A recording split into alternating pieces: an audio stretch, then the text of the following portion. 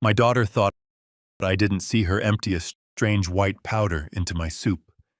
She turned her back for just a few seconds to take an angry phone call, and in that brief window, I silently switched our plates. You will not believe what happened next. Before I dive into this nightmare, tell me where you are watching from in the comments below. Hit that like and subscribe button if you have ever had to outsmart the very people who underestimated you. My name is Jim Collins. I am 61 years old, and until that chilly Tuesday evening, I believed I had raised a daughter who loved me. Natalie is 32, married to a man named Brian, and to the outside world they are a picture-perfect couple. But behind closed doors, they are drowning. I knew they had money troubles. I just never realized those troubles would turn me into their prey.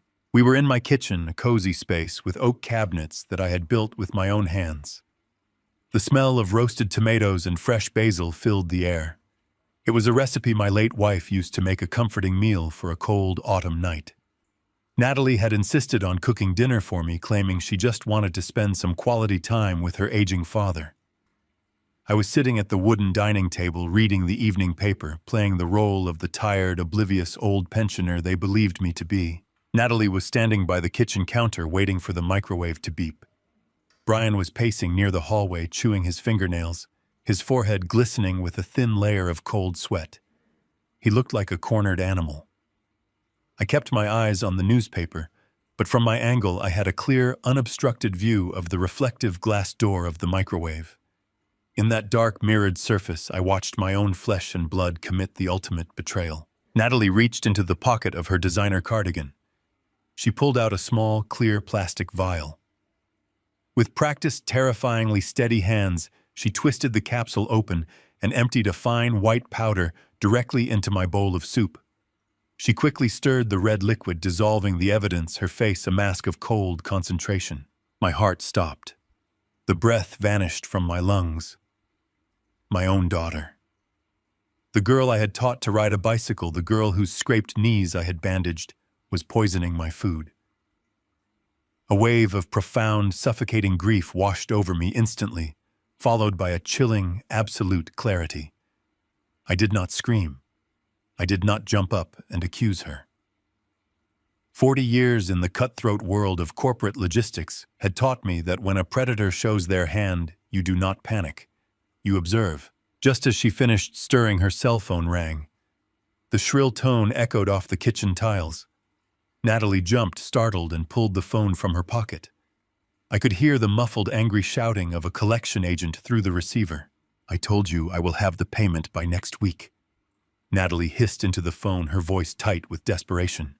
She turned her back to the table, stepping out into the hallway to argue in hushed, frantic tones. Brian followed her, whispering frantically, completely distracted. They left the two bowls of steaming soup sitting side by side on the granite island counter. I did not hesitate. I stood up, my movements completely silent. I glided across the kitchen floor, grabbed my drugged bowl, and swapped it with hers. I returned to my chair, picked up my newspaper, and adjusted my reading glasses just as they walked back into the room. "Sorry about that, Dad," Natalie said, forcing a bright, artificial smile onto her face. She carried the bowls to the table, placing the untampered soup in front of me, and sitting down with the poisoned bowl directly beneath her chin. "Work is just so crazy lately. Eat up, it is getting cold." "Thank you, sweetheart," I replied, keeping my voice gentle, frail. "It smells wonderful." I picked up my spoon and took a slow, deliberate sip.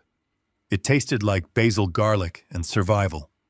I watched her over the rim of my bowl. She smiled at me, a loving daughter feeding her elderly father, and then she took a large spoonful of her own soup. She swallowed it down. Brian sat across from us, bouncing his leg nervously under the table. He barely touched his food. He kept glancing at his watch, then at me, then back at his watch. He was waiting for me to pass out. He was waiting for the drugs to take hold. As we ate, I let my mind race. They thought I was a vulnerable old man surviving on a $2,500 a month pension. They thought this house with its $800,000 in equity was my only asset. They had no idea that 10 years ago I quietly sold my regional shipping empire. They did not know about the $14 million sitting in a blind corporate trust, untouchable and hidden. I had kept my wealth a secret because I knew how money poisoned people. I wanted Natalie to build her own life to find her own strength. Instead, she had married a failed tech entrepreneur and accumulated a mountain of dangerous debt. 20 minutes passed. The ticking of the grandfather clock in the hallway sounded like a hammer striking an anvil. Suddenly, Natalie dropped her spoon. It clattered loudly against the ceramic bowl, splashing red broth onto the white tablecloth. "Nat?" Brian asked, his voice cracking. Natalie blinked slowly, her eyes wide and unfocused. She tried to reach for her water glass, but her hand missed it entirely, knocking it over. The water spilled across the table, dripping onto the floor. "I feel... the room is..." Natalie slurred, her tongue heavy and thick. She tried to stand up, her chair scraping violently against the hardwood floor. Her knees buckled instantly. She crashed onto the living room rug, her limbs twitching. She stared up at the ceiling, her pupils dilated to the size of coins. "The walls," she mumbled, swatting at the air. "The walls are melting, Brian. They are crawling." Brian leaped out of his chair, his face entirely drained of color. He dropped to his knees beside her, shaking her shoulders. Natalie, wake up. This is not right. You took too much." He was panicking, his meticulously planned crime unraveling before his eyes. He frantically patted his pockets, searching for something. In his sheer terror, he pulled his hand out of his jacket, and a small, empty plastic vial slipped from his grasp, rolling across the floorboards until it stopped right at the toe of my leather loafer. "It is the horse tranquilizer," Brian screamed, completely forgetting I was in the room. His composure shattered. "It was meant for him when it had hit you. A heavy veterinary sedative. They were not trying to kill me tonight. If they wanted me dead, they would have used something lethal. A sedative meant they needed me incapacitated, docile, unable to fight back. They needed my signature." I stood up, gripping the edge of the table, projecting the image of a terrified, confused old man. "Brian, what is happening to my daughter?" I shouted, injecting panic into my voice. "What did you say? What tranquilizer? I am calling an ambulance." No police, no hospitals," Brian pleaded, his hands pulling at his hair. "Jim, please, just wait." But I was already dialing 911 on my cell phone, holding it to my ear. As I spoke frantically to the emergency dispatcher, acting like a helpless, panicking father, I slid my foot forward. I stepped over the empty plastic vial. In one smooth, practiced motion, bending down as if my knees were giving out from stress, I scooped the vial off the floor and slid it deep into my pocket. "My daughter has collapsed." I cried into the phone, watching Brian weep over his hallucinating wife. "Please hurry. She is not making any sense." As the distant wail of ambulance sirens began to echo through the quiet suburban streets, I stood in my kitchen, my heart cold and steady. They wanted to drug me, strip me of my dignity, and steal my home. They thought I was easy prey. They thought I was just an old, tired man. They had no idea they had just declared war on a man who had spent 40 years destroying corporate predators for a living. The silent adjustment had begun, and by the time I was finished with them, they would beg for the mercy they had denied me. The harsh fluorescent lights of the emergency room hummed with a low electric buzz that seemed to drill directly into my skull. The smell of bleach and stale rubbing alcohol hung heavy in the air. I sat slumped in a rigid plastic chair, staring at the scuffed linoleum floor. To the nurses and the passing orderlies, I was exactly what I wanted them to see. I was a frail, terrified 61-year-old father, paralyzed by the sudden, inexplicable collapse of his beloved daughter. I let my shoulders sag. I kept my hands trembling just enough to sell the illusion. But beneath that carefully constructed disguise of vulnerability, my mind was running like a high-speed engine. I was processing variables, calculating timelines, and building a fortress of strategy. Natalie was somewhere behind a set of heavy double doors, having her stomach aggressively pumped by a team of emergency physicians. They had rushed her away the moment the paramedics wheeled her in. Brian was pacing the length of the waiting room, wearing a mask of frantic concern. He ran his hands through his hair, sighed loudly, and occasionally looked my way to ensure I was buying his performance. But a man who has spent 40 years negotiating with corporate sharks knows how to spot a liar. Brian was not pacing out of grief for his wife. He was pacing out of sheer unadulterated panic over a crime that had gone disastrously wrong. The waiting area was suffocating. I needed to move to breathe, to think without Brian's nervous energy distracting me. I slowly pushed myself up from the chair, leaning heavily on the armrest, as if my joints ached with exhaustion. I looked at Brian with wide, watery eyes and told him I was going to find a vending machine to get a cup of black coffee. I told him my throat was dry from the stress. He barely glanced at me, offering a quick nod before pulling out his cell phone and staring at the blank screen. I shuffled down the long, sterile corridor, dragging my feet slightly. I turned the corner, stepping out of Brian's line of sight. The moment I was hidden by a bend in the hallway, my posture changed. My spine straightened. My tremors stopped entirely. I moved with the silent, deliberate grace I had perfected over decades of walking through corporate boardrooms. I did not go to the cafeteria.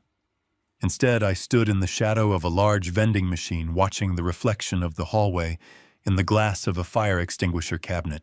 2 minutes later, Brian hurried around the corner. He was walking fast, looking over his shoulder, like a thief fleeing a crime scene. He completely missed me standing in the alcove. He bypassed the public restrooms and headed straight for a heavy gray metal door marked as an emergency stairwell. He pushed it open, slipping inside, and let it swing shut. But it did not latch completely. A tiny sliver of space remained open. I moved toward the door, my leather shoes making absolutely no sound on the tile. I pressed my back against the cool concrete wall right next to the crack in the heavy door. The acoustics of the stairwell amplified every sound.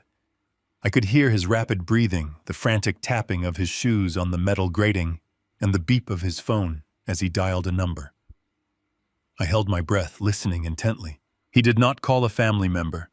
He did not call a worried friend. He called a doctor. But it was not the doctor currently pumping my daughter's stomach. Brian's voice echoed through the stairwell, hissing with venom and raw desperation. He demanded to know why the dosage took so long to hit her system. He said they were told the powder would take effect in less than 5 minutes. He spat out the words, furious that Natalie had eaten the soup and remained perfectly fine for 20 minutes before collapsing. He told the man on the phone that if the old man had eaten it, he would have had 20 minutes to feel sick, 20 minutes to call the police, 20 minutes to ruin everything before he went under. I listened as Brian paced the landing, his voice echoing off the concrete walls. He was not talking to a street dealer. He was speaking to someone medical, someone corrupt, who had supplied the heavy veterinary sedative. Brian was demanding answers, but more importantly, he was demanding a solution. He told the man on the other end of the line that the first batch was a disaster, a weak failure that had put his wife in a hospital bed. Then he said the words that put the entire puzzle together in my mind. He demanded a stronger batch. He said they needed something fast, acting and absolute. He said the old man needed to be completely docile for the notary on Friday. "We cannot have him lucid when the papers are signed," he whispered furiously into the receiver. "He has to be awake enough to hold a pen, but his brain needs to be completely blank. If he asks questions, if he hesitates, the notary will not stamp the paperwork and we will lose the house." The heavy metal door felt cold against my spine as the reality of his words washed over me. This was not a murder attempt. They did not want me dead tonight. A sudden death would trigger an autopsy, a police investigation, a freezing of all assets. A sudden death would leave them with a house trapped in probate court for months, maybe years, while creditors tore Brian's failed business apart. They needed me alive. They needed my signature. The soup was a chemical restraint, a test run to ensure they could control my mind and my body long enough to legally strip me of everything I owned.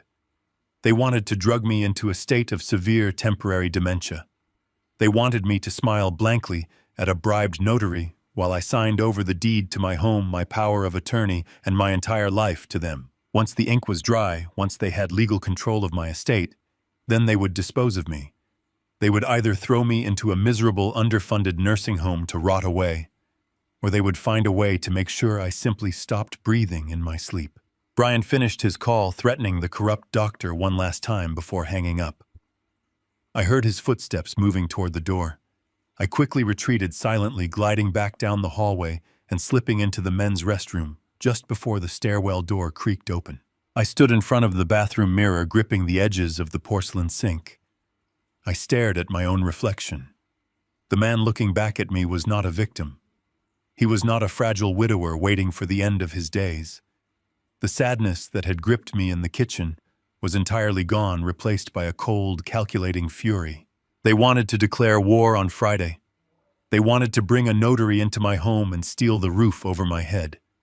They thought I was just an old fool surviving on a tiny pension, an easy target for a desperate, failing son-in-law and a greedy, heartless daughter. I turned on the faucet, splashing cold water on my face. I dried my hands carefully.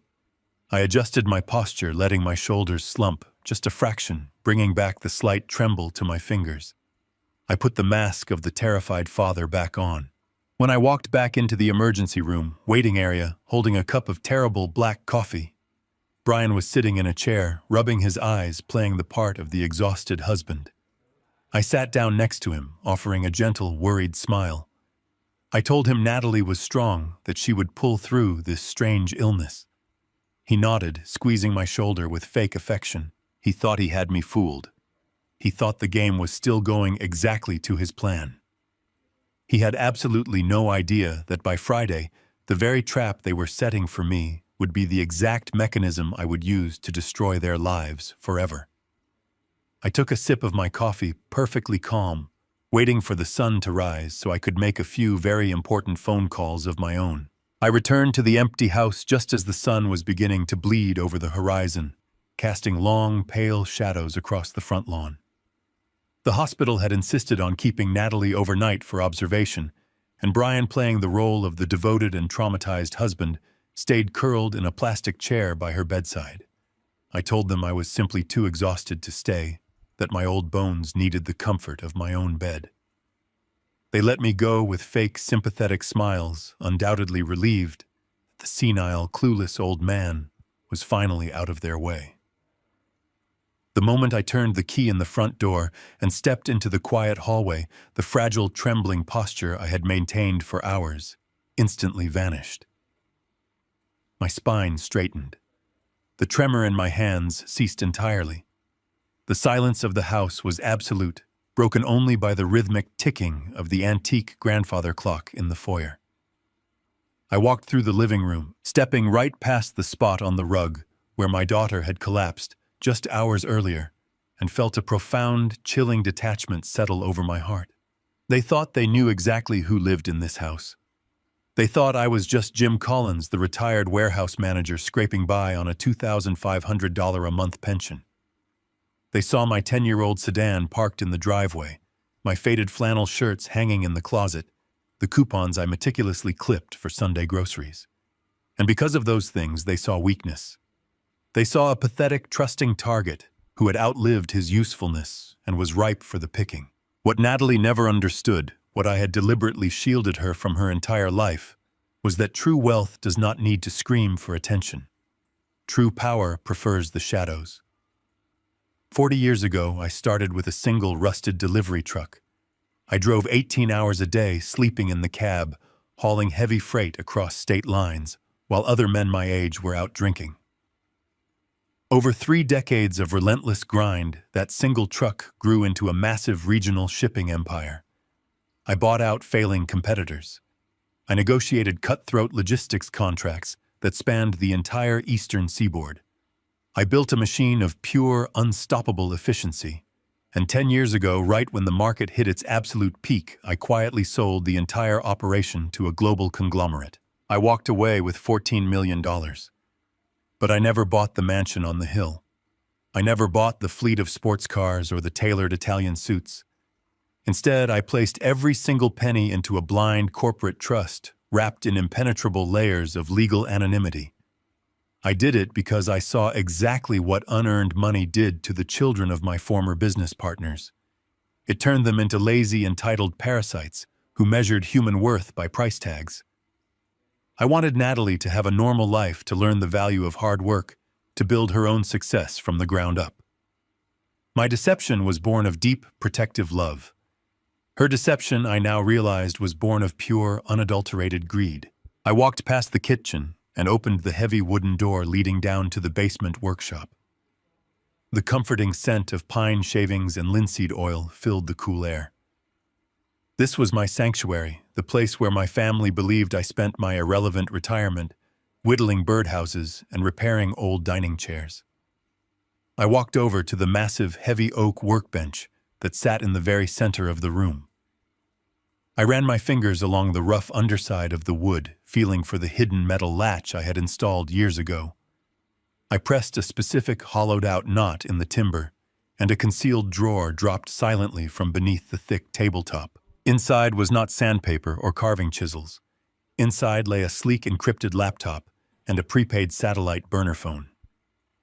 These were the tools of a man who never truly stopped managing his empire. Tools I kept, just in case the shadows ever needed to be brought into the light. I pulled them out, placing them on the sawdust-covered surface.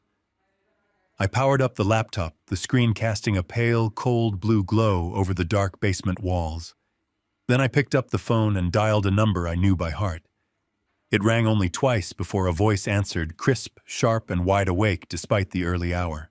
"Owen," I said, my voice dropping an octave seamlessly, returning to the commanding, authoritative tone of a chief executive. "It is Jim. We have a serious problem." Owen Reed had been my corporate attorney and private investigator for over 20 years. He was a man who operated entirely in the gray areas of the law, a brilliant, ruthless tactician who had helped me bury rival shipping companies without ever leaving a footprint. He did not waste time asking how I was doing or exchanging pleasantries. He heard the cold steel in my voice and immediately shifted into operational mode. "Who are we destroying today, Jim?" he asked smoothly, the sound of a notebook opening echoing through the receiver. I took a deep breath, staring blankly at the concrete wall of the basement.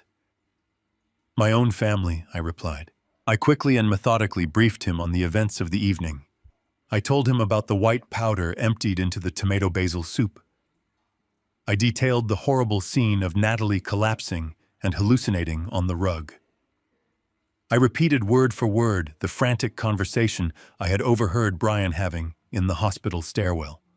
I explained their timeline, their desperate need to chemically induce a state of dementia, and their ultimate goal to force my signature on a power of attorney document by Friday afternoon. Owen listened in absolute clinical silence. He did not interrupt to offer pity. When I finished speaking, I could hear the rapid, rhythmic tapping of his keyboard on the other end of the line. "They are remarkably clumsy," Owen finally said, his voice laced with professional disgust. "But they are incredibly desperate, and desperate people always make fatal mistakes. You have a massive advantage because they still think you are a sheep."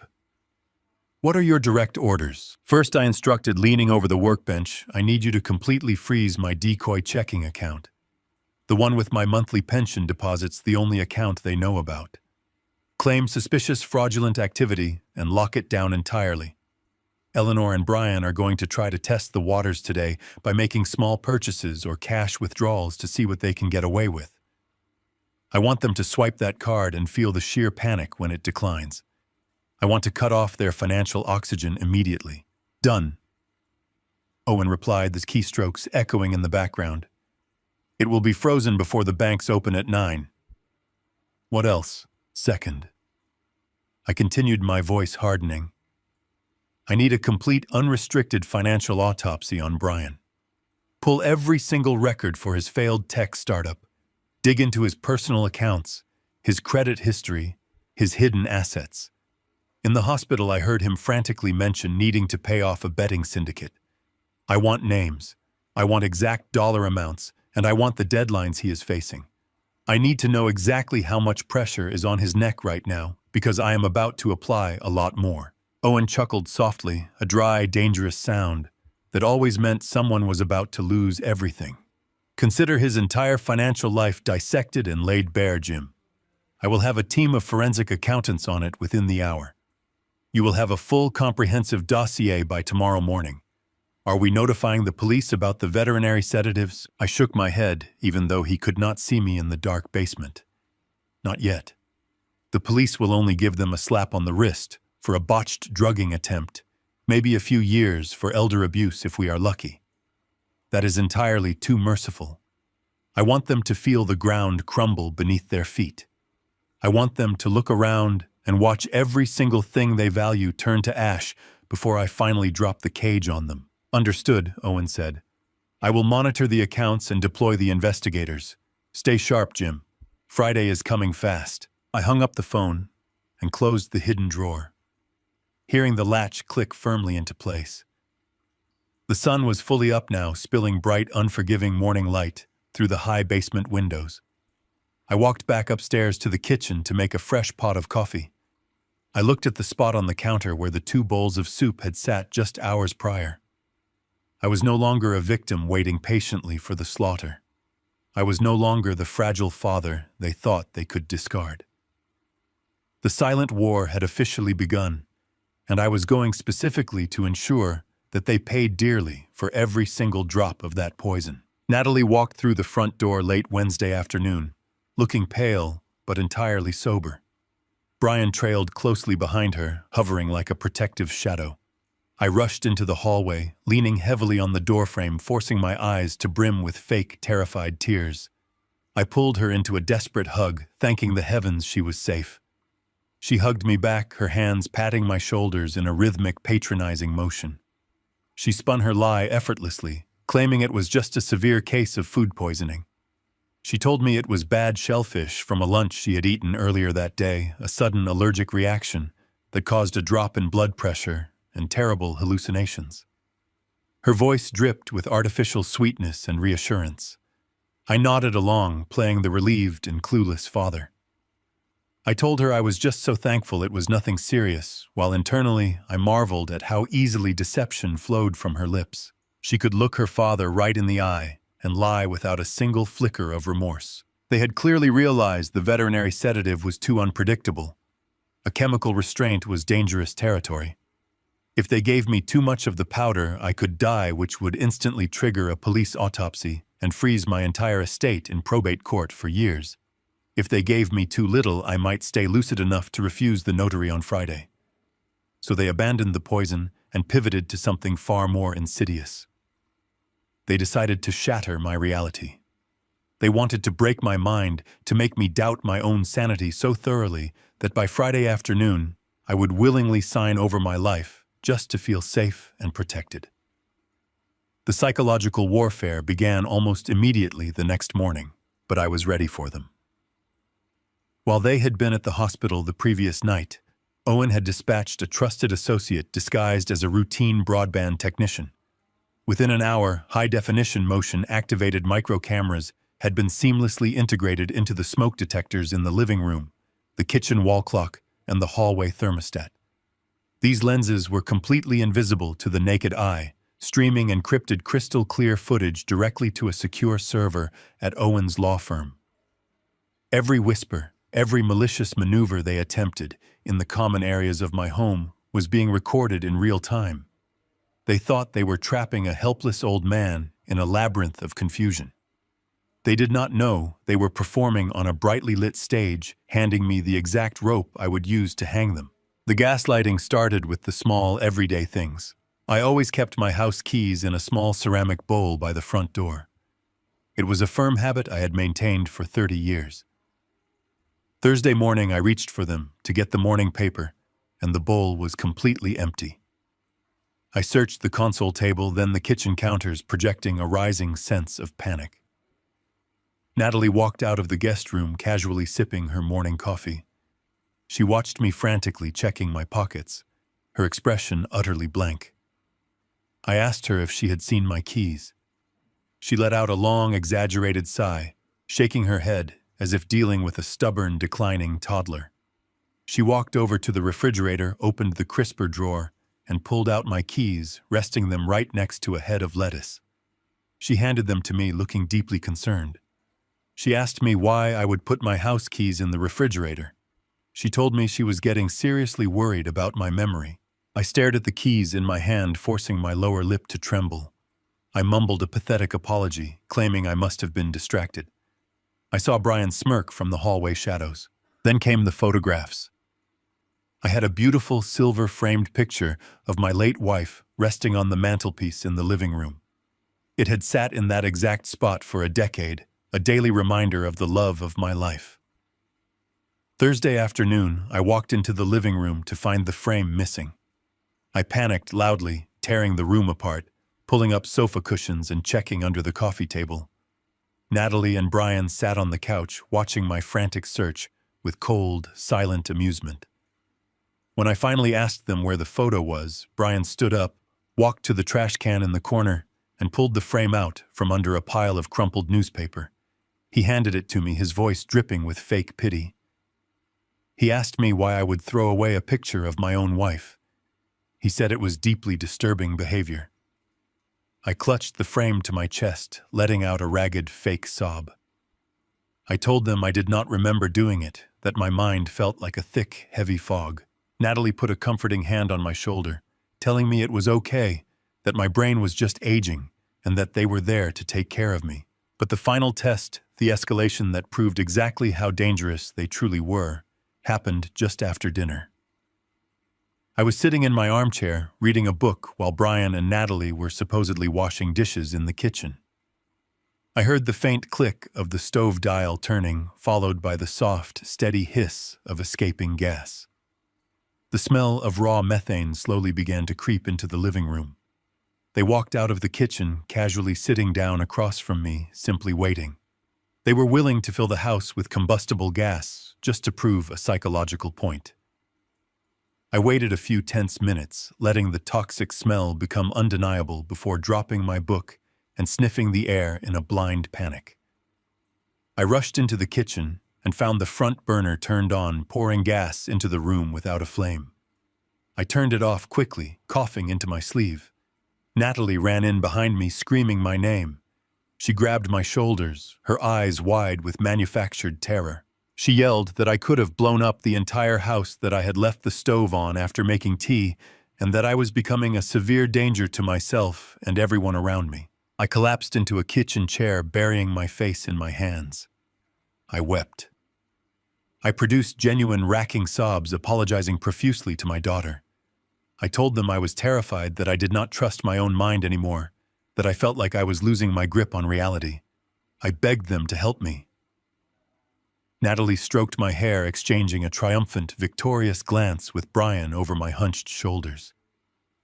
She whispered that everything would be all right, that they had a financial advisor coming on Friday to help organize my affairs, so I would not have to worry about a single thing ever again. She told me I just needed to sign some papers and they would handle the rest of my life for me. I nodded against my hands, playing the broken, defeated father, completely surrendering to the mercy of his children. But beneath my hands, behind my tears, my eyes were cold, dry, and calculating. I was looking directly at the wall clock across the kitchen. Hidden inside the number 12 was one of Owen's cameras. It had captured Natalie putting the keys in the refrigerator. It had recorded Brian tossing the silver frame into the garbage. And most importantly, it had captured crystal-clear footage of Brian turning the dial on the gas stove while Natalie stood watch, deliberately creating a lethal hazard to mentally break a 61-year-old man. They thought they had successfully manufactured my dementia. They believed I was completely shattered and ready to sign my life away. They did not know they had just handed me irrefutable high-definition evidence of felony elder abuse and reckless endangerment. The trap was perfectly set. The evidence was entirely secured, and Friday was just hours away. I needed an excuse to leave the house on Thursday morning to meet with my attorney. I shuffled into the kitchen where Natalie and Brian were drinking their morning coffee in tense silence.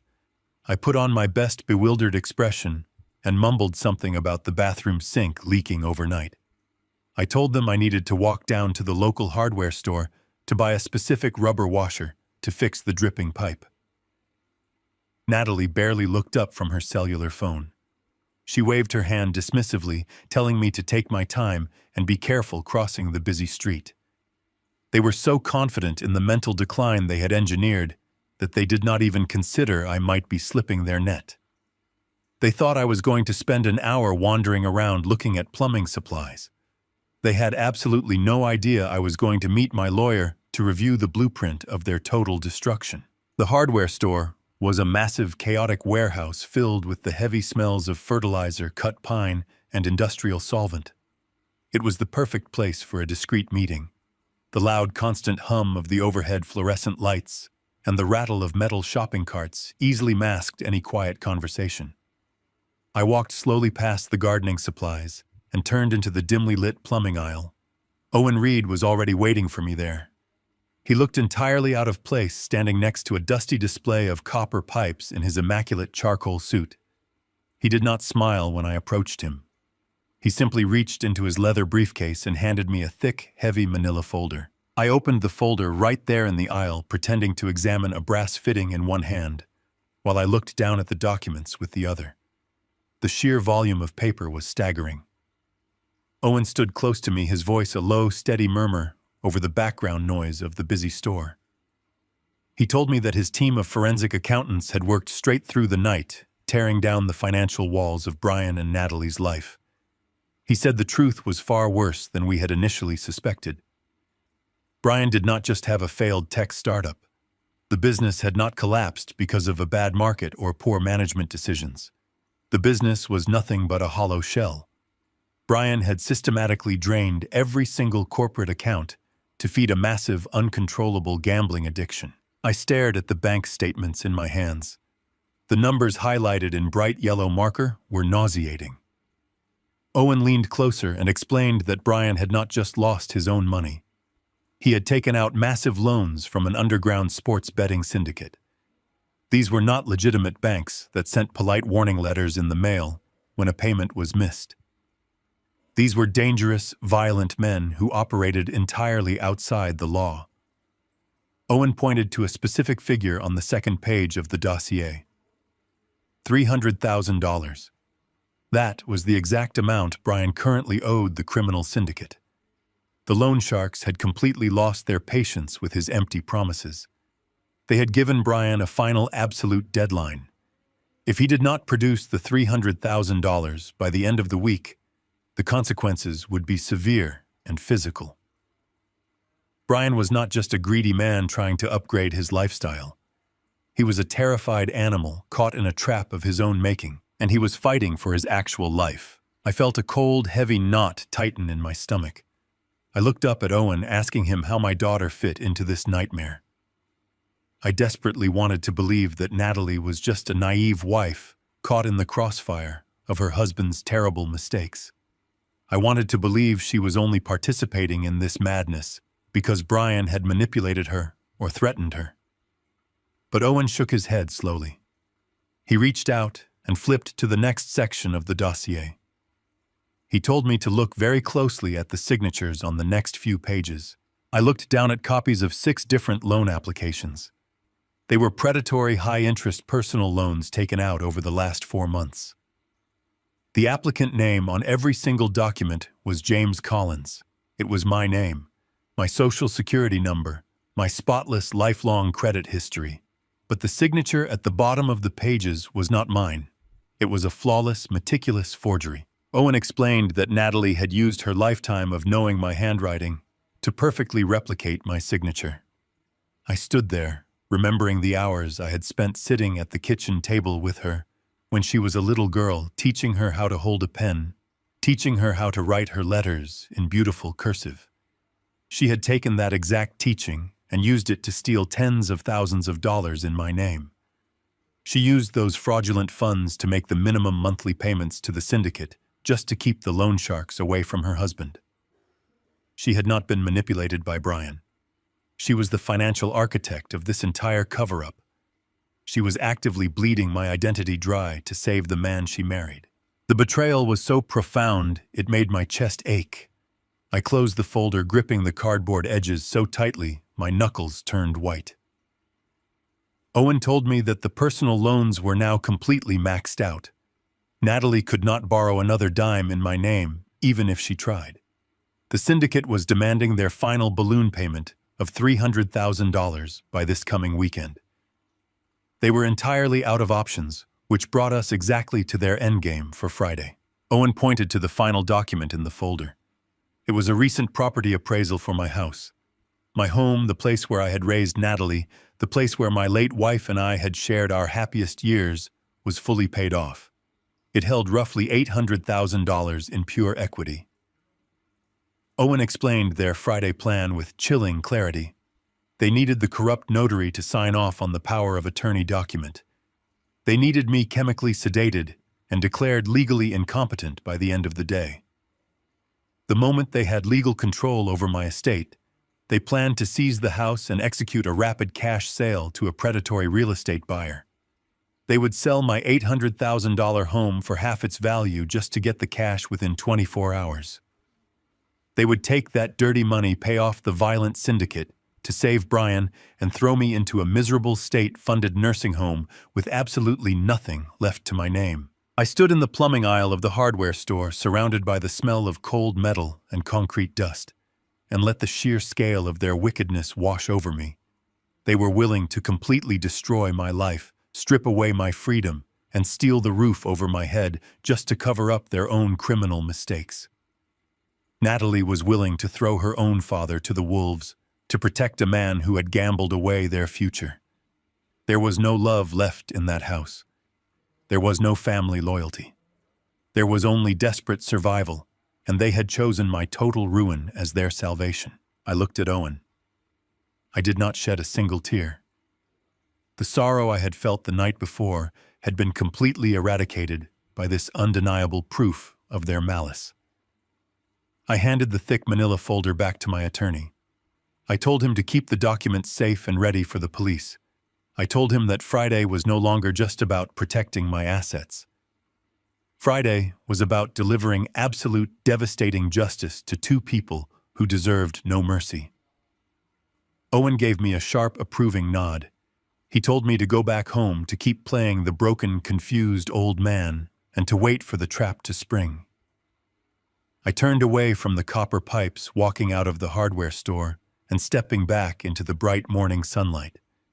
I walked slowly back toward my house, my steps deliberately shuffling and weak, but my heart was beating with the cold, unstoppable rhythm of a man marching to war. The afternoon sun cast long shadows across the living room floor.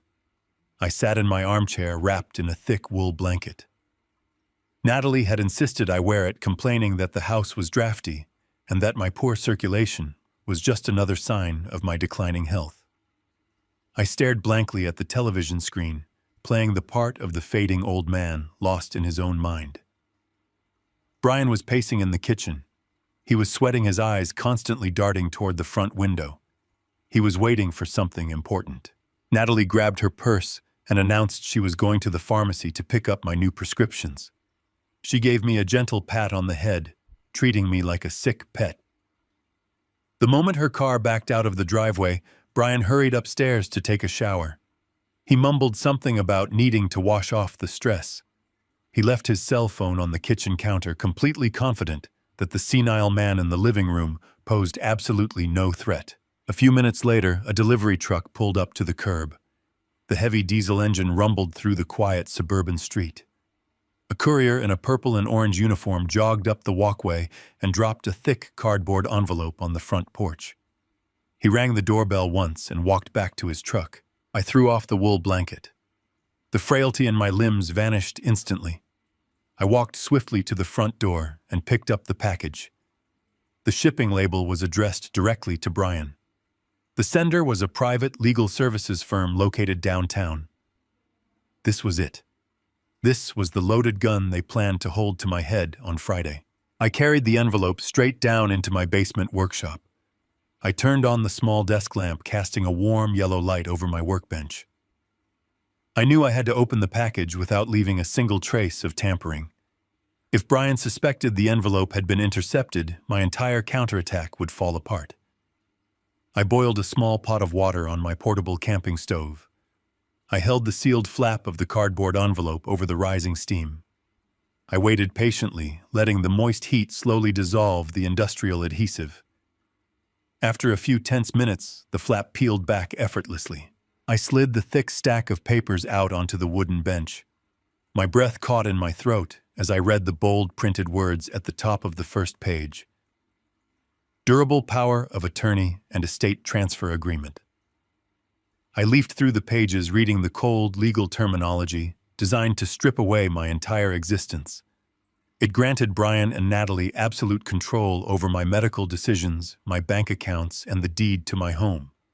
It authorized them to liquidate my assets and place me in a managed care facility of their choosing. But the most chilling part was at the very bottom of the final page. My signature was already there. It was perfectly executed, mimicking every loop and curve of my handwriting. Natalie had spent hours perfecting this forgery.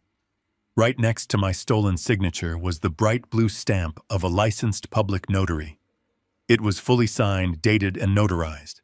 They had bribed a corrupt official to certify that I had signed these documents in his presence of my own free will. The trap was fully constructed and ready to snap shut. I reached into the hidden compartment of my workbench and pulled out my secure burner phone. I carefully photographed every single page of the fraudulent document, making sure the notary stamp and the forged signature were perfectly visible. I captured every detail, knowing these images would soon put a corrupt official and my treacherous family in federal prison. I placed the papers back into the envelope exactly as I had found them. I used a thin layer of specialized wood glue from my workbench to reattach the cardboard flap. I pressed it down firmly, ensuring the seal looked pristine and untouched. I walked back upstairs and placed the package on the hallway console table right next to the incoming mail. I returned to my armchair, pulled the wool blanket over my knees, and stared back at the television. 5 minutes later, Brian came downstairs, drying his hair with a towel. He spotted the package immediately. I watched him from the corner of my eye. He tore open the envelope, his hands shaking with anticipation. A massive, greedy smile spread across his face as he flipped to the final page and saw the blue notary stamp. He let out a deep breath of relief, completely unaware that he was holding his own death warrant. Brian walked into the living room holding the papers behind his back. He asked me if I wanted a glass of water, speaking to me as if I were a child. I gave him a slow, confused nod. As he walked into the kitchen, I knew it was time to execute my ultimate countermeasure. The moment he was out of earshot, I pulled my burner phone from my pocket and dialed my attorney, Owen Reed. Owen answered on the first ring.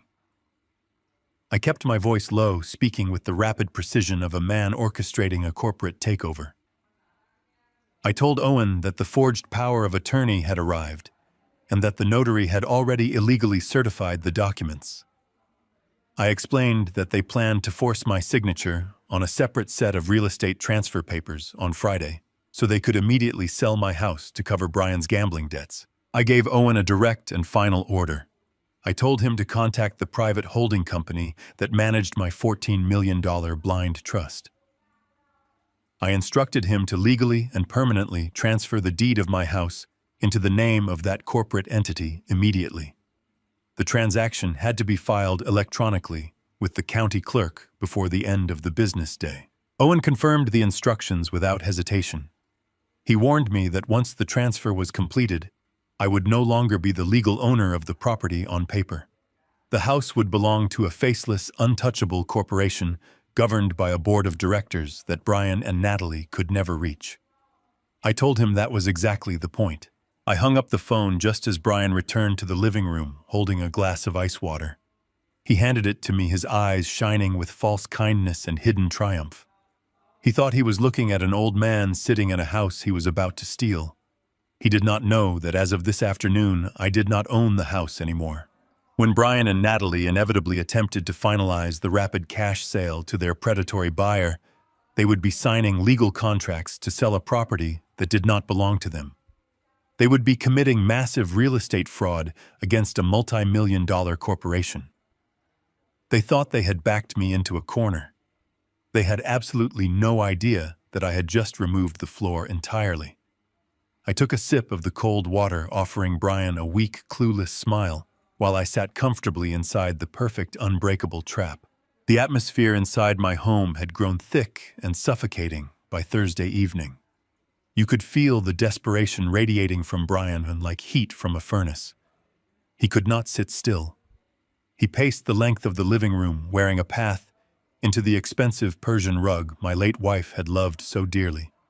He was constantly checking his cellular phone, jumping at every minor sound, every creak of the floorboards, and every gust of wind against the siding.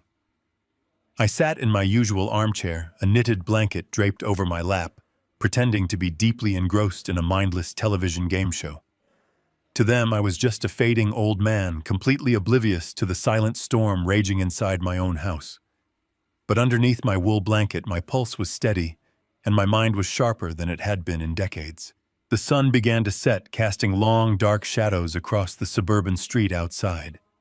I noticed Brian creeping toward the front window for the 5th time in less than an hour. He used 2 fingers to slightly part the wooden blinds, peering out into the fading light. Suddenly, his entire body went rigid. The color drained from his face, leaving him looking like a polished corpse. He dropped the blinds and stumbled backward, his breath catching in his throat in a ragged gasp. I allowed my gaze to drift toward the window, maintaining my dull, confused expression. Idling by the curb directly across the street from my mailbox was a massive black sport utility vehicle. Its windows were tinted so darkly that it was impossible to see who was inside. The engine hummed with a low, menacing growl that reverberated through the quiet neighborhood. It did not move. It did not park legally. It just sat there, a massive metallic predator waiting patiently in the shadows. Brian retreated into the kitchen, his hands shaking so violently that he dropped his coffee mug into the stainless steel sink with a loud clatter. Natalie marched into the room, irritated by the noise. She asked him what was wrong, her voice sharp and devoid of any spousal warmth. Brian could barely form a coherent sentence. He pointed a trembling finger toward the front of the house and whispered that they had found him. He said the syndicate was parked right outside, that they were out of time, and that the men in that vehicle were going to drag him out into the street and break his legs. Before Natalie could even approach the window to look, the sheer violence of the criminal underworld shattered the quiet illusion of our suburban lives. A deafening crash exploded through the living room. The large custom pane glass window at the front of the house blew inward in a spectacular shower of jagged shards. The sound was like a bomb going off in the enclosed space. A heavy solid object launched through the air, tearing through the curtains and slamming brutally into the hardwood floor, skidding until it struck the base of the television stand. I threw my arms over my head, letting out a perfectly timed cry of pure elderly terror. I curled into a tight ball in my armchair, shaking my shoulders and whimpering. I was acting exactly as a frail, terrified grandfather should act when his home is suddenly violently attacked. Natalie screamed, dropping to the floor and covering her ears. Brian let out a pathetic, high-pitched yelp and dove behind the kitchen island. For a long, agonizing moment, the only sound in the house was the gentle ticking of the grandfather clock and the crunching of settling glass on the floorboards. The black vehicle outside revved its massive engine, the tires screeching against the asphalt as it sped away into the darkening streets, leaving a cloud of exhaust in its wake. Slowly, Brian crawled out from behind the kitchen counter. His chest heaved with frantic, shallow breaths. He crept cautiously into the living room, his shoes crunching over the carpet of broken glass. He approached the television stand and stared down at the object that had violated my home. It was a standard red clay brick. Tied around the center of the rough stone with a thick piece of twine was a folded piece of white paper. Brian dropped to his knees. His hands were shaking so severely that he could barely untie the knot. He unfolded the paper and stared at the handwritten message. I watched him from behind my trembling fingers. I watched a grown man completely break down. Tears of absolute terror spilled over his eyelashes. He handed the note up to Natalie, who had walked over to stand beside him. I kept my head down, but my hearing was perfectly tuned to their quiet, desperate exchange. Natalie read the note silently, her jaw tightening. She did not look frightened. She looked utterly enraged. She read the words aloud in a furious, hushed whisper. The note contained only a number and a single word. 48 hours. Brian began to hyperventilate. He clutched his own hair, rocking back and forth on his knees amidst the broken glass. He told Natalie they were dead. He said the syndicate was going to return on Saturday morning and kill him if they did not have the $300,000 in cash. He begged her to pack a bag, saying they needed to run away, to disappear, to leave the country before the weekend arrived. Natalie looked down at her husband with absolute, unadulterated disgust. She did not offer him a comforting hand. She did not try to soothe his panic. Instead, she leaned down and grabbed him by the collar of his expensive shirt, pulling his face close to hers. She told him they were not running anywhere. She hissed that running would guarantee his death, and worse, it would leave her penniless. She reminded him that they had spent months planning this operation, enduring my presence, faking their affection, and risking federal prison to secure this house. She was not about to abandon an $800,000 asset just because he was a coward. She told him the timeline had changed, but the goal remained exactly the same. They had 48 hours, which meant they needed my signature immediately. Natalie dragged Brian to his feet, her voice a cold, commanding whip. She ordered him to call the corrupt notary right that second. She demanded that he move the appointment to Friday evening. She told him that by Friday night, they would have the power of attorney signed, they would have my legal competence erased, and they would initiate the rapid cash sale to her predatory buyer first thing Saturday morning. She promised him the syndicate would wait if they showed them the signed real estate transfer documents. I sat in my armchair watching the daughter I had raised morph into a ruthless, calculating monster. She was willing to execute my complete destruction in a matter of hours just to cover her husband's gambling debts and secure her own wealth. I knew it was time for my performance. I slowly lowered my hands from my face, blinking rapidly as if I was struggling to understand what had just happened. I looked at the shattered window, letting out a ragged, pitiful gasp. I asked them what happened, my voice trembling and weak. I asked if it was an earthquake or if kids from the neighborhood had thrown a baseball through the glass. Natalie spun around, instantly replacing her furious sneer with a mask of soft, loving concern. She rushed over to my chair and knelt beside me, taking my hands in hers. She told me it was just a terrible accident, that a truck on the street had kicked up a large stone and it flew through the window. She lied with such effortless perfection that it was genuinely terrifying. She told me not to worry about a thing, that Brian would board up the window and keep me perfectly safe. I offered her a fragile, grateful nod. I slowly pushed myself up from the armchair, my knees wobbling perfectly. I told her I was going to get the broom and the dustpan from the kitchen. I said I needed to help clean up the mess, muttering to myself about how dangerous the sharp glass was. I shuffled across the room, leaning heavily on furniture as I made my way to the kitchen closet. I pulled out the broom and the plastic dustpan, my hands shaking as I gripped the wooden handle. I returned to the living room and began to sweep the broken glass into small, sparkling piles. The physical exertion made me look even more pathetic and vulnerable in their eyes. Brian watched me sweep his chest, still heaving, while Natalie rubbed his back, whispering that the nightmare would be over by tomorrow night. They looked at me sweeping up the ruins of my own living room window, completely convinced that they held my entire life in the palms of their hands. I kept my head bowed, sweeping the shattered shards with slow, deliberate strokes. They thought the syndicate's brick had accelerated their victory. They thought they had backed me into an inescapable corner. But as I brushed the broken glass into the dustpan, my mind was perfectly serene. The sudden acceleration of their timeline did not frighten me. It played directly into my hands. By forcing the notary appointment to Friday evening, they were rushing blindly into the snare I had already set. They were 48 hours away from answering to a violent criminal syndicate, and 24 hours away from discovering that the house they were planning to sell did not belong to them anymore. I swept the final pieces of glass from the Persian rug, hiding a cold, victorious smile, completely ready for the bloodbath tomorrow would bring. Friday morning arrived with a heavy, suffocating silence hanging over the house. The shattered front window had been boarded up with a piece of cheap plywood, casting a dark, ugly shadow across the living room floor. Brian had left early, claiming he had errands to run, though I knew he was just terrified of being in the house if the syndicate decided to return before their deadline. Natalie stayed behind to watch me.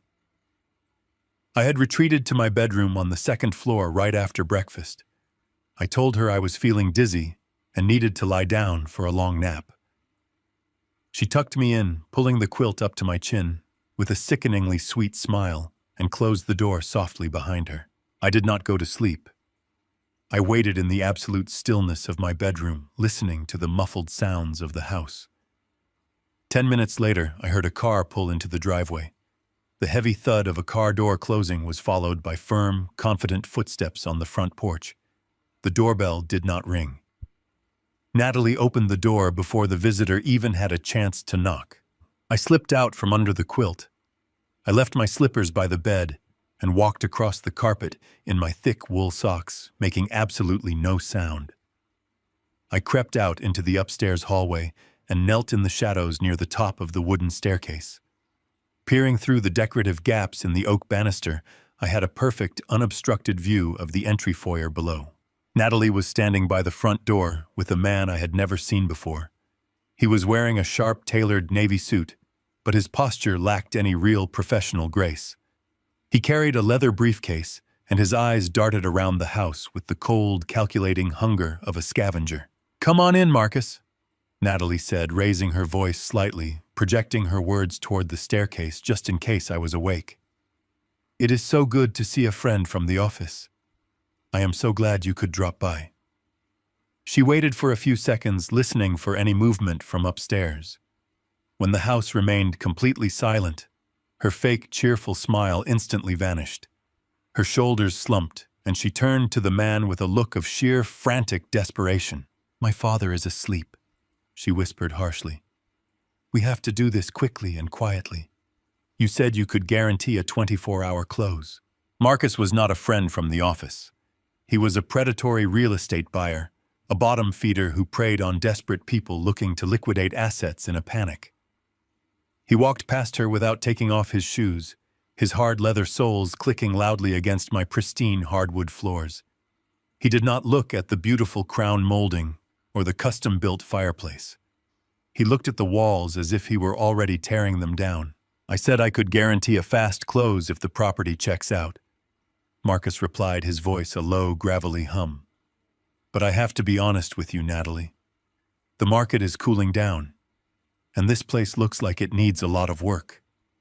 That boarded-up window downstairs is not exactly a great selling point." "The window was an accident," Natalie hissed, following him into the living room. "The house is in perfect structural condition. It was built solid.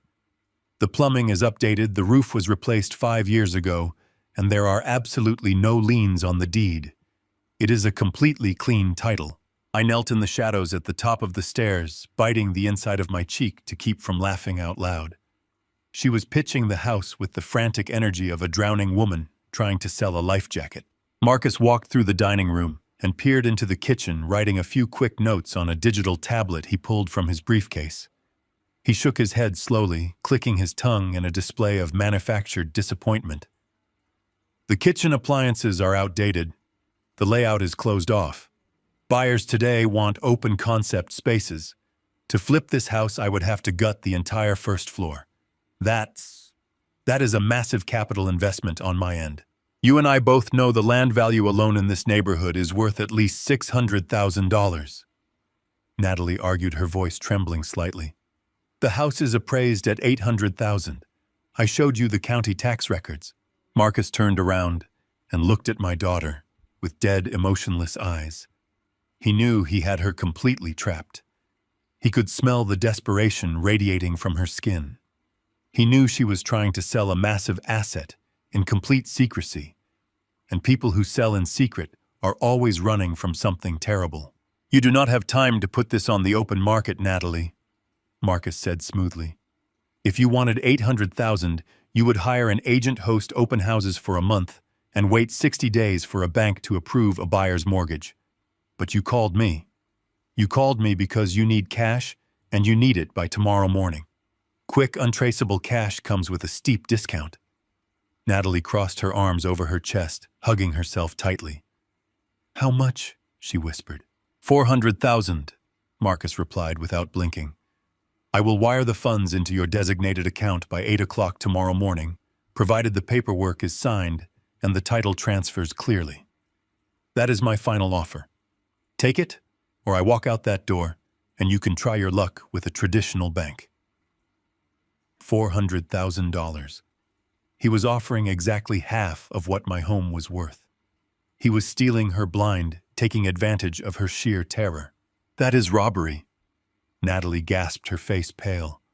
We need at least 500. Please, we have massive debts to clear by the weekend. 400,000, Marcus repeated coldly, snapping his tablet shut. And I need the signed power of attorney you promised me. If you do not have the legal authority to sign the deed over to me, we have no deal. Natalie squeezed her eyes shut. She was trapped. She needed $300,000 to pay off the violent betting syndicate to save Brian's life. 400,000 would clear the debt and leave them with $100,000 to flee the city and start over. It was a terrible deal, a complete financial slaughter, but she had absolutely no other choice. Fine, she whispered, her voice cracking. 400,000. The notary is coming to the house tonight at 7 o'clock. My father will sign the power of attorney and the estate transfer documents then. I will have the certified paperwork ready for you first thing tomorrow morning. Excellent, Marcus said, a greasy, satisfied smile finally appearing on his face. I will prepare the purchasing contracts on my end. I expect to hear from you tomorrow. He walked to the front door, opened it, and stepped out onto the porch. Natalie closed the door behind him and leaned her back against the heavy wood. She slid slowly down to the floor until she was sitting on the foyer rug. She buried her face in her hands and let out a long, shuddering breath of relief. She truly believed she had just saved her husband's life. She believed she had successfully negotiated the sale of my home to secure her own future. I stood up silently in the dark hallway above her. I looked down at my treacherous daughter crying on the floor. I did not feel a single ounce of pity for her. Instead, a cold, dark wave of absolute satisfaction washed over me. The pure, delicious irony of the situation was almost overwhelming. Natalie had just suffered through a brutal, humiliating negotiation.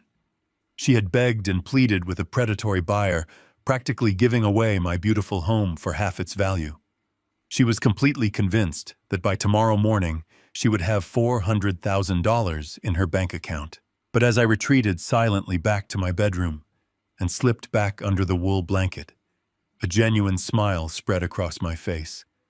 Natalie had just finalized a cash sale for a piece of real estate she did not own.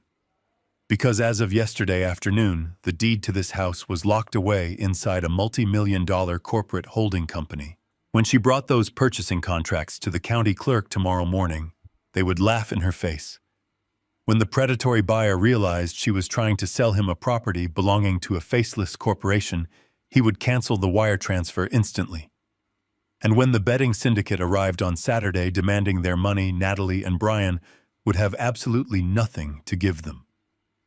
I closed my eyes, resting my head against the soft pillows, feeling more rested and rejuvenated than I had in years.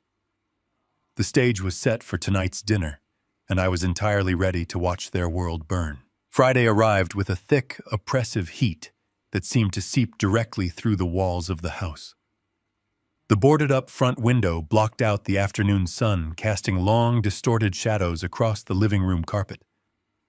I spent the entire day sitting in my worn armchair, maintaining the careful illusion of a broken and confused old man. But beneath the wool blanket draped over my knees, my muscles were coiled tight. The waiting was almost over. From the kitchen, the rich, heavy smells of roasted chicken, garlic, and rosemary drifted down the hallway. Natalie was cooking. She had spent the entire afternoon preparing a massive, lavish dinner. It was a feast fit for a king, or perhaps a condemned prisoner about to face the executioner. She hummed a cheerful, upbeat melody while she chopped vegetables, completely disconnected from the horrific reality of the crime she was about to commit. Brian, on the other hand, could not sit still for more than a minute. He paced between the dining room and the foyer, his face pale and slick with a cold, terrified sweat. Every few minutes he would pull back his shirt cuff to stare at his expensive wristwatch. The violent betting syndicate had given him exactly 48 hours to produce $300,000. Tonight was his absolute unchangeable deadline. If they did not secure my signature to steal and sell my house, he was a dead man, and he knew it perfectly well. He looked like a cornered animal waiting for the slaughter. Natalie finally called us to the dining table. She had gone through the trouble of laying out the good china and polishing the antique silver. She pulled out my chair for me, treating me with a sickeningly sweet, artificial tenderness that made my stomach turn. I shuffled over, letting my hands shake just enough as I sat down at the head of the table. Natalie lifted a heavy glass bottle and poured me a generous glass of expensive red wine. I stared at the dark crimson liquid pooling in the crystal glass, instantly remembering the heavily drugged soup from Tuesday night. She saw my hesitation and immediately offered a bright, reassuring smile. She placed a gentle hand on my arm and told me it was just a nice Cabernet to help me relax and enjoy our special family evening. I knew the wine was perfectly clean. She desperately needed me awake tonight. She needed my mind just lucid enough to follow basic instructions and my hands steady enough to hold a pen. She even took a long sip from her own glass to prove it was safe. I slowly lifted the crystal to my lips and took a small sip, letting the rich vintage roll over my tongue. I looked at the two of them and silently toasted to their impending absolute destruction. The heavy silence of the dining room was broken only by the soft clinking of silverware against porcelain. Brian barely touched his food. He pushed the roasted chicken around his plate with a trembling fork. His leg bounced under the table with such tremendous force that the water glasses rattled. Exactly at 7 o'clock, the doorbell chimed. The sharp sound echoed through the quiet house like a gunshot. Brian practically jumped out of his chair, dropping his fork onto the hardwood floor with a loud clatter. He scrambled to pick it up, his breathing shallow and erratic. Natalie shot him a furious warning glare before wiping her mouth gracefully with a white linen napkin. She stood up, smoothing the front of her dress, and walked to the front entryway with complete confidence. I heard the heavy wooden door open and the sound of low professional greetings exchanged in the foyer. Natalie walked back into the dining room, leading a man I had never seen before. He was wearing a cheap gray suit that fit him poorly around the shoulders, and he carried a battered leather briefcase. He had slicked back dark hair and a predatory, oily smile that did not reach his eyes. Natalie placed a firm hand on my shoulder and leaned down, speaking to me in that slow, loud, exaggerated voice usually reserved for the hearing impaired or the severely demented. She told me that this was a very helpful financial advisor named Mr. Davis. She lied effortlessly, claiming she had hired him to help me organize my confusing medical bills and consolidate my retirement accounts so I would not have to worry about complicated paperwork anymore. The corrupt notary extended a sweaty hand toward me. I took it, offering him a vacant, confused stare in return. He pulled out a chair and sat directly next to me, placing his heavy briefcase right on top of my beautiful dining table. He clicked the brass locks open and pulled out a thick, pristine stack of legal documents. I recognized the heavy weighted paper immediately. These were the forged power of attorney agreements and the real estate transfer deeds that would completely strip away my home, my assets, and my freedom. The fake advisor spread the papers out in front of me, aligning the edges perfectly. He clicked a heavy black ink pen and laid it carefully on top of the signature line. He pointed to the bottom of the page with a thick, hairy finger, telling me in a soothing, condescending tone that all I needed to do was sign my name right there, and all my financial worries would completely disappear forever. He promised me that my loving daughter would take care of everything once the ink was dry. Natalie stepped up directly behind my chair, resting both her hands on my shoulders in a firm, controlling grip. It was a physical reminder that I was trapped. Brian stood on the other side of the table, leaning forward, his eyes locked onto the black pen with desperate, ravenous hunger. He was literally sweating, dropping moisture onto the polished dining table. The air in the room felt impossibly heavy, charged with dangerous electricity. They were entirely convinced that they had won the war. They thought they had successfully manipulated a broken old man into handing over an $800,000 estate without a single fight. I moved with agonizing slowness, dragging out the tension to torture them.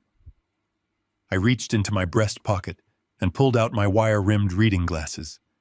I unfolded the arms deliberately and placed them over my ears, settling them onto the bridge of my nose. I leaned forward, pretending to squint at the complex legal jargon printed on the page. I let out a long, trembling sigh. Then I slowly reached out and picked up the heavy black pen. I felt Natalie squeeze my shoulders in silent victory. I hovered the metal tip of the pen exactly 1 inch above the fraudulent signature line. Natalie completely held her breath. Brian stopped bouncing his leg, frozen in absolute anticipation. The corrupt notary watched my hand like a hawk, waiting to legally certify the theft of my entire life. I did not sign. I just paused, hovering the ink over the paper, letting the silence stretch into eternity. I slowly looked up from the documents, turning my head to meet my daughter's expectant eyes. The trap was finally perfectly set. The heavy black pen hovered just a fraction of an inch above the crisp white paper. The silence in the dining room was so absolute that I could hear the erratic, frantic beating of my son-in-law's heart across the table. I could feel the desperate, greedy heat radiating from my daughter's hands as they gripped my shoulders. They were both holding their breath, waiting for the exact moment I signed my entire existence away to them. The corrupt notary sat perfectly still, his oily smile frozen in place, his eyes locked on the metal tip of the pen. They truly believed they had achieved total victory. They believed the frail, confused old man was completely broken and entirely surrendered to their will. I tightened my grip on the thick plastic barrel of the pen. I did not lower it to the paper. Instead, I pressed my thumb against the center of the pen and applied a sudden, violent pressure. The sharp, loud crack of the thick plastic snapping in half echoed through the dining room like a gunshot. Ink splattered across the fraudulent documents, staining the pristine white pages with dark, jagged drops. Natalie gasped and yanked her hands away from my shoulders, as if she had been burned. Brian jumped back in his chair, his eyes wide with sudden confusion. The fake financial advisor blinked rapidly, his oily smile instantly vanishing.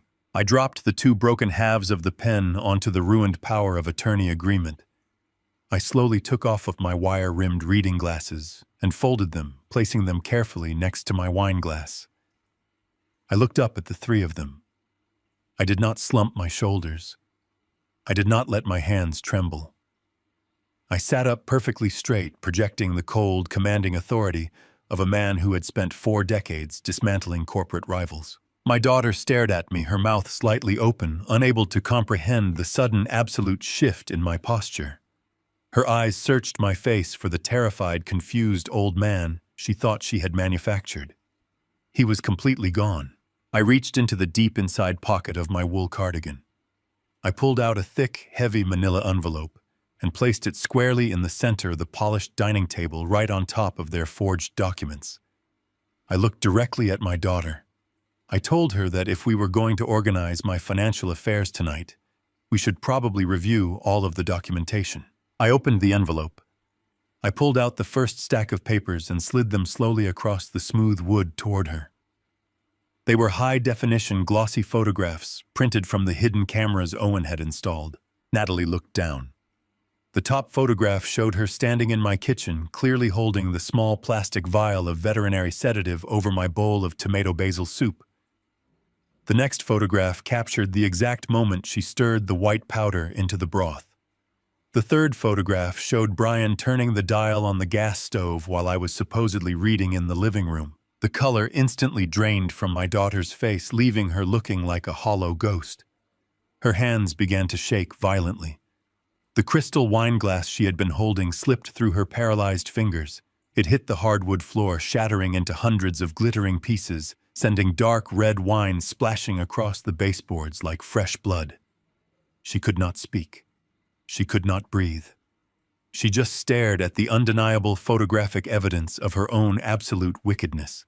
I did not give them a single second to recover. I pulled the next stack of documents from the envelope and slid them toward Brian. I kept my voice dangerously calm and perfectly level. I told them these were copies of the 5 high-interest personal loans my loving daughter had taken out in my name over the last 4 months. I read the exact dollar amounts aloud, letting the massive numbers hang in the heavy air. I told Brian I knew all about the $43,000 of fraudulent debt they had racked up. I told him I knew exactly how they had spent my stolen money to fund their vacations and pay the minimum balances to an underground sports betting syndicate. Brian stammered, his jaw working up and down, but no sound came out. He looked at Natalie with pure, wide-eyed panic. He looked back at me, his chest heaving with shallow, ragged breaths. He asked me how I could possibly know about the syndicate. He sounded like a terrified little boy caught in a nightmare he could not escape. I ignored his pathetic question. I pulled the final document from the manila envelope. It was printed on heavy official stock paper bearing the raised seal of the county clerk. I slid it exactly into the center of the table so they could all see it clearly. I told them they had gone through a tremendous amount of trouble to bring a bribed notary into my home tonight. I told them their plan to force my signature and execute a rapid cash sale of my house tomorrow morning was actually quite clever. There was only one massive fatal flaw in their timeline. I pointed to the raised county seal on the paper. I informed them that as of yesterday afternoon, I was no longer the legal owner of this property. I explained that I had legally and permanently transferred the deed of the house into an untouchable blind corporate trust. The home they were currently standing in belonged to a multi-million-dollar faceless holding company. I watched the last remaining shreds of hope completely evaporate from Brian's eyes. He looked at the real estate deed and fully realized that he had absolutely nothing to sell to the predatory buyer tomorrow morning. He realized that when the violent betting syndicate arrived at his door, demanding $300,000 in cash, he would be entirely empty-handed. His knees buckled under the dining table. He let out a low, guttural moan of pure, inescapable despair, knowing his life was effectively over. The corrupt notary sitting next to me had remained completely silent during my entire presentation. He stared at the glossy photographs of the poisoning. He stared at the fraudulent credit card applications. He stared at the corporate real estate transfer. He was a criminal who forged documents for a living, but he was not stupid. He knew a federal trap when he saw one. He knew that the man sitting next to him had meticulously orchestrated a flawless legal and criminal counterattack. He realized that Paul Hayes, the document forger they had hired earlier in the week, was likely already compromised. The fake financial advisor slowly pushed his chair back from the table. He did not say a word to Natalie. He did not look at Brian. He abandoned his heavy leather briefcase full of forged papers, leaving it sitting right on my dining table. He turned around and bolted for the front door with the frantic speed of a terrified rat fleeing a sinking ship. He ran through the foyer, his cheap leather shoes slipping slightly on the polished hardwood. He grabbed the brass handle of the heavy wooden front door and yanked it open, desperate to escape into the humid night air. But the doorway was not empty. Standing squarely on the front porch, blocking the exit completely, was my attorney, Owen Reed. Owen was wearing an immaculate dark suit, his posture radiating cold, absolute authority. He did not move a single inch when the panicked notary pulled the door open. Owen simply looked down at the sweating, trembling criminal with a sharp, ruthless smile. Owen greeted the notary by his full legal name. He told him it was a beautiful evening for a federal indictment. He calmly instructed the terrified man to step back inside the house and take a seat in the foyer, because nobody was leaving the property tonight. The trap was finally completely shut, locking all of them inside a prison of their own making. The heavy silence in the dining room stretched into an unbearable eternity. I looked at the 3 people frozen before me, and I decided I was completely done playing the victim. I let the heavy wool blanket slide off my knees and fall into a careless heap on the floor. I did not need their fake warmth anymore. I placed both of my hands flat on the polished dining table and pushed myself up from my chair. I did not lean on the table for support. I did not allow my knees to tremble or my shoulders to slump. I stood up to my full height, squaring my shoulders and pulling my chest forward. The physical transformation was immediate and total. I shed the fragile, sick old man persona like a cheap, heavy coat. My daughter stared up at me with her mouth slightly open. Her eyes darted wildly across my face, searching for the weak, confused father Trump she had been manipulating all week. She found absolutely nothing but cold, hard steel. When I finally spoke, my voice was no longer a raspy, breathless whisper. It resonated through the dining room, deep and powerful. It was the voice of an executive who had commanded boardrooms and built empires from the ground up. I turned my attention entirely to Brian. My son-in-law was still gripping the edge of the table, his knuckles stark white against his pale, sweating skin. I stared at the heavy gold watch on his wrist, the one he had probably bought that using my stolen money just to look successful at his country club. I told him we needed to have a very honest conversation about his professional life. I reminded him of the day he came to my house 5 years ago to brag about his brilliant new technology startup. He had stood in this very room wearing an expensive custom suit, drinking my good wine, and boasting about how he was going to revolutionize the software industry. I reminded him how he had looked down his nose at me back then, viewing me as just a simple retired warehouse worker who could never possibly understand the complex, brilliant world of venture capital. I walked slowly around the edge of the table, my footsteps firm and deliberate on the hardwood floor. I recounted how his magnificent startup had spectacularly failed within 3 years. I detailed how he had burned through investor capital, how he had taken out massive predatory loans to keep up his luxurious lifestyle, and how he had ultimately driven his company into total bankruptcy. I watched Brian swallow hard, his throat bobbing nervously. He had no idea where I was going with this narrative, but the sheer terror in his eyes told me he knew it was going to be absolutely devastating. I stopped walking and stood directly behind my empty chair. I asked Brian if he remembered what happened to his massive corporate debt when his company finally went under. I asked him if he remembered the name of the aggressive private equity firm that had swooped in and bought his defaulted loans for pennies on the dollar. Brian opened his mouth, but his voice failed him. He just offered a weak, trembling nod. And I picked up the county real estate deed from the table, the same deed I had just used to prove that this house belonged to a multi-million-dollar blind corporate trust. I held the heavy paper up to the light, and I read the name of the holding company out loud. I read it slowly, articulating every single syllable with perfect, absolute clarity. I watched the exact moment the realization hit Brian. The blood completely drained from his face, leaving him looking like a ghost. His eyes widened in absolute, unadulterated horror. He looked at the real estate deed in my hand, and then he looked at me. The holding company that now owned the house they were trying to steal was the exact same private equity firm that owned the entirety of his crushed startup debt. I leaned forward, resting my knuckles on the table.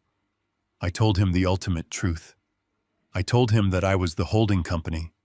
I told him that the private equity firm was nothing but a silent legal shield I had created 10 years ago to manage the millions of dollars I made selling my shipping empire. I told him that I owned the deed to this house, and I owned every single penny of his massive, inescapable corporate debt. Natalie let out a choked, desperate gasp. She looked at her husband and then back at me, her reality entirely shattering around her. They had spent months plotting to steal an $800,000 house from a helpless pensioner. They had no idea they were actually trying to rob the very multi-million-dollar corporation that literally owned their entire financial existence. Owen Reed stepped out of the foyer shadows and walked into the dining room. My attorney moved with the quiet, confident grace of an executioner. He did not look at Natalie or Brian. He simply walked up to the table and handed me a single crisp white document inside a clear plastic sleeve. I took the document and dropped it right in front of Brian. I told him it was a formal, legally binding 0-day eviction notice. Natalie jumped out of her chair, her seat scraping violently against the floor. She screamed that I could not do this.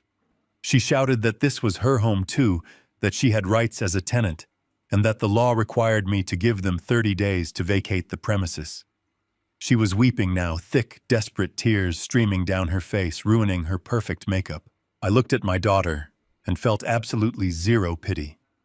I leaned closer to her, making sure she heard every single word. I informed her that the standard 30-day eviction laws applied to normal legal tenants. They completely ceased to apply when the tenants in question were actively engaged in felony criminal fraud against the property owner. I reminded her of the veterinary sedatives she poured into my soup. I reminded her of the $43,000 she stole using forged credit card applications. I pointed to the terrified, corrupt notary still sitting frozen in the corner and reminded her of the massive federal conspiracy they had orchestrated in my living room tonight. I told her that because of their documented criminal activities against the corporate entity that owned the property, they had forfeited all tenant protections. The eviction notice was effective immediately. But I looked at the grandfather clock ticking steadily in the hallway. I turned back to the two people who had plotted to destroy my mind and steal my life. I told them they had exactly 1 hour. They had 60 minutes to walk upstairs, pack whatever clothes they could fit into a single suitcase, and walk out of my front door forever.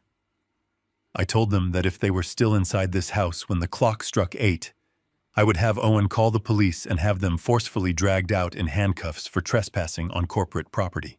Brian collapsed forward, resting his head on the polished dining table. He began to sob uncontrollably. The sound was pathetic and hollow. He was a ruined man crying over the ashes of a life he had greedily burned to the ground. Natalie stood frozen, her hands covering her mouth, her eyes locked onto the 0-day eviction notice lying next to the photographs of her crimes. They had walked into this dining room tonight feeling like untouchable predators. They had smiled and poured wine, completely convinced they were about to secure a massive fortune and solve all their desperate problems. Now they were entirely broken. They had no money. They had no house. They had no leverage. They had exactly 60 minutes before they became completely homeless. I turned my back on them. I walked out of the dining room and stepped into the foyer, feeling the cool air of the evening drifting in through the front door. I stood next to Owen Reed, listening to the muffled, pathetic weeping coming from the dining table. I did not feel any joy or triumph. I only felt the clean, sterile satisfaction of watching a terrible poison finally being drawn out of my life. The steady ticking of the grandfather clock in the hallway sounded like a judge dropping a wooden gavel over and over again. Each second that passed was another grain of sand falling in the hourglass of their absolute ruin. I stood near the entryway with my attorney, Owen Reed, simply watching the scene unfold in the dining room. I did not say a word. I did not need to. The unbreakable alliance of greed that had held my daughter and my son-in-law together for years was completely dissolving right before my eyes. Brian was the first to shatter. The weeping that had consumed him just moments ago suddenly stopped, replaced by a frantic, breathless panic. He pushed himself off the polished wood of the dining table, stumbling backward until his spine hit the wall. His eyes darted around the room wildly, as if he expected the violent betting syndicate to burst through the windows at any given second. He looked at the shattered pieces of the pen on the table. He looked at the glossy photographs of the poisoned soup. Then he looked directly at his wife. The transition from husband to terrified traitor was instantaneous. Brian pointed a trembling, sweaty finger at Natalie. He began to scream, his voice cracking with sheer desperation. He looked toward the hallway, yelling to me and to Owen, desperately trying to paint himself as an innocent victim caught in a web of manipulation. He screamed that none of this was his idea. He swore that the forged documents were entirely her creation. He shouted that Natalie was the one who drove to the neighboring town to buy the heavy veterinary sedative. He cried that she was the one who carefully opened the plastic capsule and poured the white powder into my tomato basil soup. He was throwing the woman he married completely under the bus, hoping to salvage a single shred of mercy from the father she had tried to destroy. He sobbed loudly, claiming he only went along with the horrific plan because he was terrified of the loan sharks. He said Natalie had manipulated his fear using his massive gambling debts as an excuse to finally steal my entire estate. He begged me to believe that he had tried to stop her, that he had told her the chemical restraint was going too far, but that she simply refused to listen. Natalie stood absolutely still for a moment. The shock of my revelations had temporarily paralyzed her, but her husband's frantic, cowardly accusations acted like a spark hitting a pool of gasoline. The color came rushing back into her pale face, shifting into a deep, furious shade of crimson. Her hands clenched into tight, white-knuckled fists at her sides. She walked slowly around the edge of the dining table, closing the distance between them. Brian kept babbling his desperate excuses, holding his hands up defensively. Natalie did not argue with him. She did not try to deny his accusations. Instead, she pulled her arm back and delivered a vicious, echoing slap directly across his face. The sound of her open palm striking his cheek was sharp and violent, cracking through the heavy air of the dining room. Brian stumbled sideways, clutching his face, letting out a pathetic, stunned whimper. Natalie unleashed a torrent of pure, unadulterated venom. Her voice was no longer the sweet, artificial tone she used to manipulate me. It was a harsh, grating shriek of absolute contempt. She called him a pathetic, useless coward.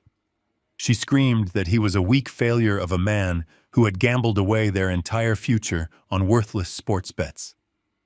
She reminded him in brutal, graphic detail how he had dropped to his knees and wept on the living room floor when the syndicate threw that brick through the front window. She stepped closer to him, forcing him to cower against the floral wallpaper. She told him that she was the only reason he was still breathing. She shouted that she had to forge my signature on those high-interest credit card applications because he was too stupid and too terrified to find a way out of his own massive debts. She screamed that she was the one who had the courage to put the sedative in the soup because he lacked the spine to do what was necessary to save their luxurious lifestyle. They began screaming over each other in a vicious race to the bottom. Brian accused her of being a heartless monster who was eager to toss her own father into a miserable state-funded nursing home. Natalie fired back, accusing him of being a parasitic leech who married her only because he thought she would eventually inherit a fortune. They laid bare every single ugly, toxic detail of their marriage right there in my dining room. There was no love between them. There was no loyalty. There was only a mutual parasitic arrangement that had completely imploded the moment the money vanished. I stood in the doorway watching this horrific spectacle with a strange, profound sense of detachment. This was the child I had raised. This was the little girl I had carried on my shoulders through the park. I remembered spending countless hours sitting at the kitchen table helping her with complex math homework. I remembered working brutal double shifts at the shipping warehouse to ensure her college tuition was paid in full, so she would never have to start her adult life burdened by debt. I gave her every possible advantage, every ounce of my love, and every resource I possessed. As I watched her spit venom at her husband, I searched her contorted, angry face for any trace of the daughter I used to know. I looked for the girl who used to bake me sloppy, misshapen cookies for my birthdays. I looked for the young woman who had cried in my arms when she suffered her first heartbreak. I searched desperately for a single spark of humanity or genuine remorse. I found absolutely nothing. The realization washed over me like a cold, cleansing rain. The daughter I loved, the innocent girl I had raised, had died a very long time ago. The exact moment she passed away, I would never know. Perhaps she died when she tasted the easy luxury of unearned money. Perhaps she died the moment she decided my life was worth less than her husband's gambling debts. It did not matter when it happened. The only thing that mattered was the absolute certainty that the woman screaming in my dining room was a complete stranger. She was a parasite. She was a hollow, greedy shell that had attached itself to my life, draining my resources and feeding on my unconditional paternal love. She had used my memories against me. She had weaponized my affection. She had smiled in my face while secretly plotting to lock me away in a sterile room and sell the roof over my head. Watching their alliance crumble into a pathetic screaming match removed the very last ounce of guilt from my conscience. Any lingering doubt I had about handing them a 0-day eviction notice entirely vanished. They deserved exactly what was coming to them. They deserved to be stripped of their comfort, their wealth, and their false sense of superiority. I looked at my watch. The hands moved with slow, steady precision. They had wasted 20 minutes of their single allotted hour screaming at each other. They had 40 minutes left to pack their entire lives into whatever suitcases they could carry down the stairs. I cleared my throat. The sound was not loud, but it carried the heavy, undeniable weight of absolute authority. The screaming in the dining room instantly ceased. Brian and Natalie turned to look at me, their chests heaving, their faces flushed and streaked with angry tears. They looked like two guilty children caught misbehaving, but the consequences they were facing were entirely adult. I looked directly into my daughter's eyes, and I spoke with a calm, chilling clarity. I reminded them that the clock was still ticking. I told them that the police would not care who bought the sedative or who forged the signatures when they arrived to enforce the corporate eviction. I suggested they stop wasting their precious remaining minutes tearing each other apart and start deciding which clothes they wanted to wear for their first night sleeping on the street. They stared at me in stunned silence, finally comprehending the absolute finality of my words. The panic returned, but this time it was silent and entirely focused on survival. Brian pushed past his wife, sprinting toward the staircase to grab whatever he could carry. Natalie lingered for just a second longer, looking at me with a mixture of hatred and profound loss, before she turned and ran after him. I remained in the foyer perfectly still, completely at peace, watching the final chaotic moments of the parasites being forcefully expelled from my home. The heavy thud of frantic footsteps echoed from the second floor. I stood in the quiet foyer next to Owen Reed, listening to the chaotic symphony of a couple desperately trying to pack their entire lives into a few suitcases. I could hear dresser drawers being yanked open and slammed shut with tremendous force. I could hear hangers scraping violently against the wooden closet rods. It was the sound of absolute blind panic. They were running out of time, and they knew it perfectly well. Owen remained perfectly still beside me. He slowly reached into his tailored jacket and pulled out his phone, checking the illuminated screen with a calm, professional demeanor. He did not look like a lawyer who had just served a simple eviction notice. He looked like a man waiting for a perfectly timed train to arrive. I looked at the grandfather clock. They had 30 minutes left on the deadline I had given them. But the truth was, they never actually had an hour to pack. The eviction notice was merely a psychological tool designed to keep them inside the house while the real consequence rapidly approached. A low, faint wail pierced the quiet suburban night. It started as a distant hum, barely audible over the frantic noises coming from upstairs. But within seconds, the sound grew steadily louder. The pitch rose and fell, cutting through the humid evening air with an unmistakable urgency. It was the sound of sirens approaching fast. The wailing grew into a deafening roar as multiple vehicles sped down our quiet residential street. Through the broken living room window, I watched the darkness outside suddenly erupt into a chaotic strobe light of brilliant red and blue. The flashing lights bounced off the walls of my home, casting long, frantic shadows across the polished hardwood floor. The heavy tires of police cruisers screeched to a halt right in front of my driveway. Owen turned to me with a sharp, satisfied smile. He adjusted his silk tie and spoke in a calm, measured tone. He told me that a 0-day eviction notice was certainly a powerful legal maneuver, but it was hardly a fitting punishment for people who had attempted to chemically sedate a man in his own kitchen. He explained that earlier this afternoon, while I was showing them the photographs at the dining table, his legal team had been sitting in the office of the district attorney. They had handed over the high-definition videos from the hidden cameras. They had provided the forged credit card applications. They had submitted the forensic lab results from the tampered tomato basil soup. The district attorney had not hesitated for a single second. Owen had coordinated the arrival of the authorities perfectly, ensuring they would arrive while my daughter and son-in-law were trapped in a state of absolute panic. Owen did not just block the front door to keep them inside.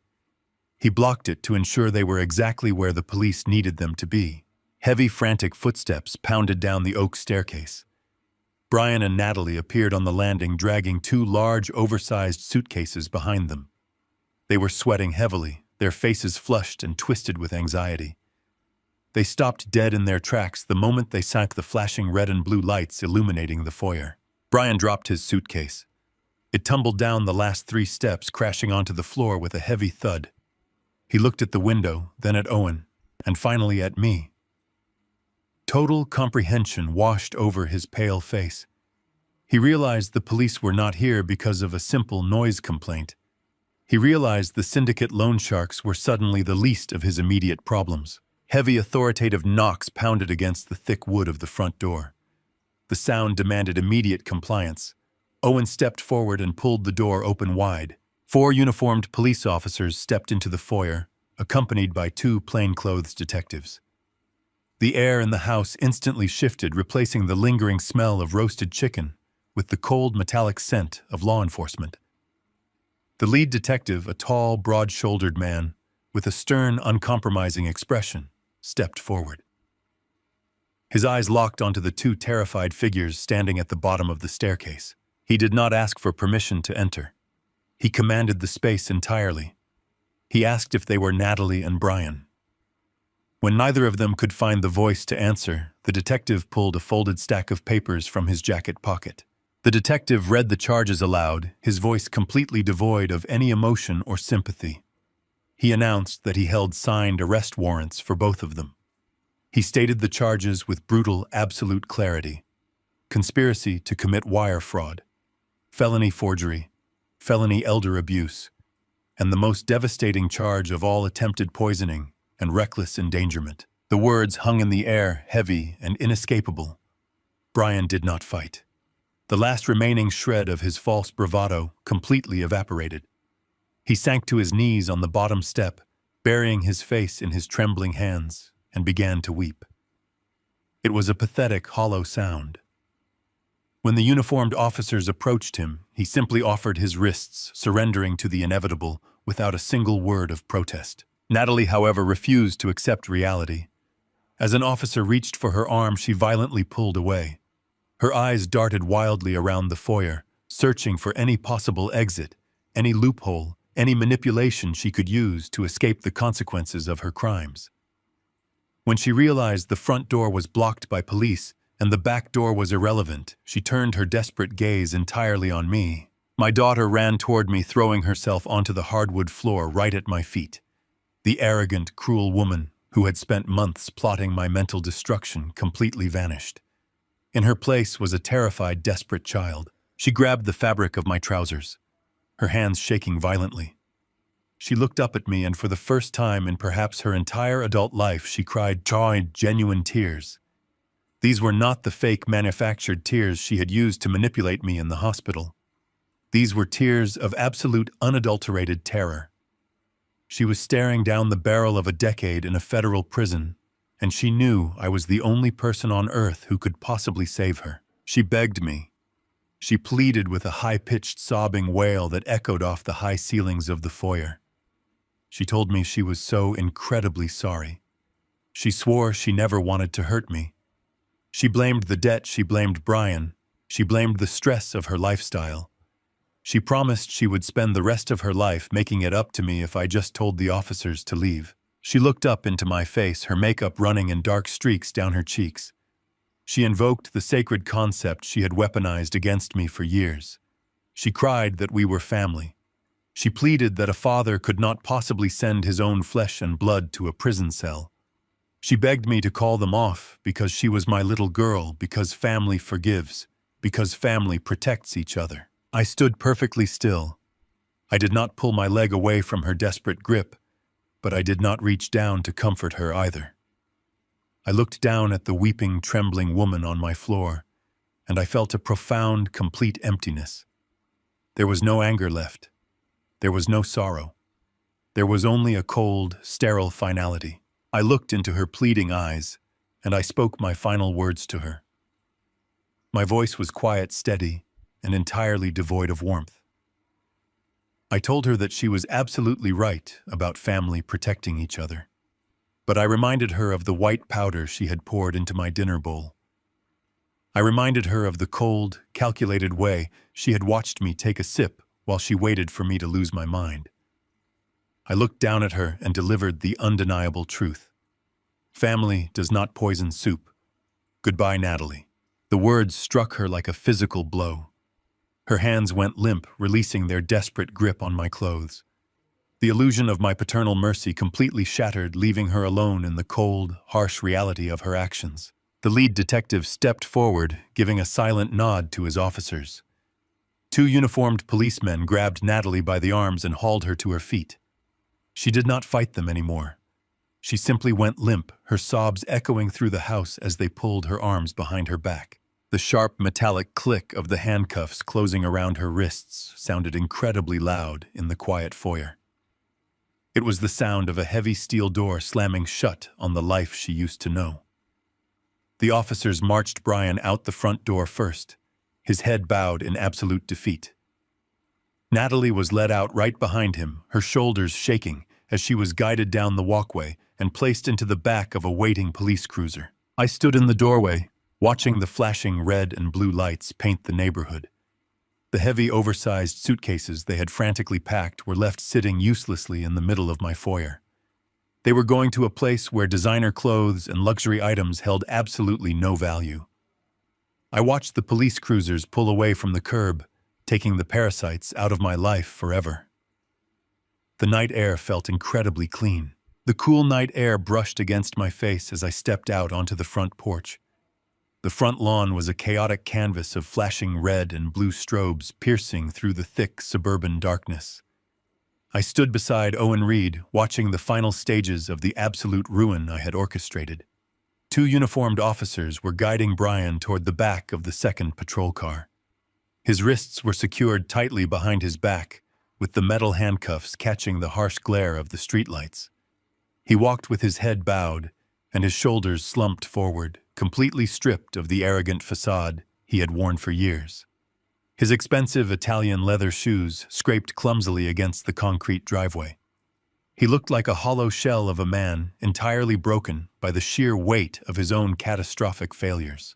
As one of the officers pressed a heavy hand down on the top of Brian, resting his head to guide him into the cramped back seat of the cruiser, the ambient noise of the neighborhood suddenly shifted. The static crackle of police radios and the murmurs of curious neighbors standing on their lawns were momentarily drowned out by a deep, vibrating rumble. It was a sound I recognized immediately. It was the same heavy, menacing growl of the massive diesel engine that had haunted my living room just 24 hours prior. Gliding slowly down the street, completely ignoring the flashing police lights and the chaotic scene unfolding in my driveway, was the massive black sport utility vehicle. It moved with the slow, deliberate crawl of a predator circling its trapped prey. The vehicle had no license plates. The windows were tinted so profoundly dark that they swallowed the light from the street lamps, reflecting absolutely nothing back into the night. It did not speed up. It did not stop. It simply rolled forward at an agonizingly slow pace, maintaining a constant predatory presence. I watched Brian from my vantage point on the porch. He was halfway inside the police cruiser, but the deep rumble of that engine caused him to freeze completely. He twisted his neck frantically, looking over his shoulder through the reinforced glass of the police car. The red and blue lights illuminated his face in a harsh, rhythmic strobe, revealing an expression of absolute, unadulterated terror. The fear he had shown when the police arrested him was nothing compared to the raw, primal panic that overtook him now. The black vehicle crept closer, rolling directly past the rear bumper of the police cruiser, holding my son-in-law. For a brief, suspended second, the massive dark vehicle and the brightly lit police car were separated by mere inches of empty space. The window of the black vehicle rolled down exactly 2 inches. No face was visible in the narrow gap. There was no shouted threat. There was no weapon pointed out into the night. There was only the cold, empty blackness of that open window, acting as a silent, undeniable promise that the violent betting syndicate was absolutely ready to collect their $300,000. I could see Brian pressing his face against the window of the police cruiser, his breathing so rapid and shallow that he was fogging up the glass. He was staring at the black vehicle, his chest heaving, his eyes wide with a horrific realization. He had spent the entire week frantically trying to steal my home and my wealth, just to escape the violent men inside that vehicle. He had poisoned my food, forged my signature, and attempted to destroy my mind because he believed that paying them off was his only chance at survival. But as the black vehicle slowly rolled past the police barricade and melted away into the dark suburban streets, I watched a profound psychological shift occur inside Brian. The tears of shame and defeat that had been streaming down his face suddenly stopped. His frantic struggling ceased entirely. He slumped back against the hard plastic seat of the police cruiser, completely surrendering to the heavy locked doors and the reinforced steel cage surrounding him. He suddenly understood the brutal irony of his situation. The federal prison sentence he was facing was no longer a punishment. It was a lifeline. The concrete walls, the barbed wire fences, and the armed guards of a penitentiary were the only things standing between him and a brutal, agonizing death at the hands of the loan sharks. If he somehow managed to secure bail, if he walked out of the county jail tomorrow morning, a free man, he would not survive the day. The men in that black vehicle would be waiting for him the exact moment he stepped onto the sidewalk. Prison was his absolute sanctuary. He was a man who had desperately tried to steal a house to save his life, and had ultimately succeeded only by securing a tiny concrete cell. The lead detective slammed the door of the cruiser shut, locking Brian securely inside. The sharp, metallic sound echoed across the lawn, signaling the absolute end of the immediate physical threat. The syndicate had seen the police. They had seen their debtor being hauled away in handcuffs, facing multiple federal charges. They were ruthless criminals, but they were not foolish enough to engage in a shootout with a dozen armed police officers in the middle of a quiet residential neighborhood.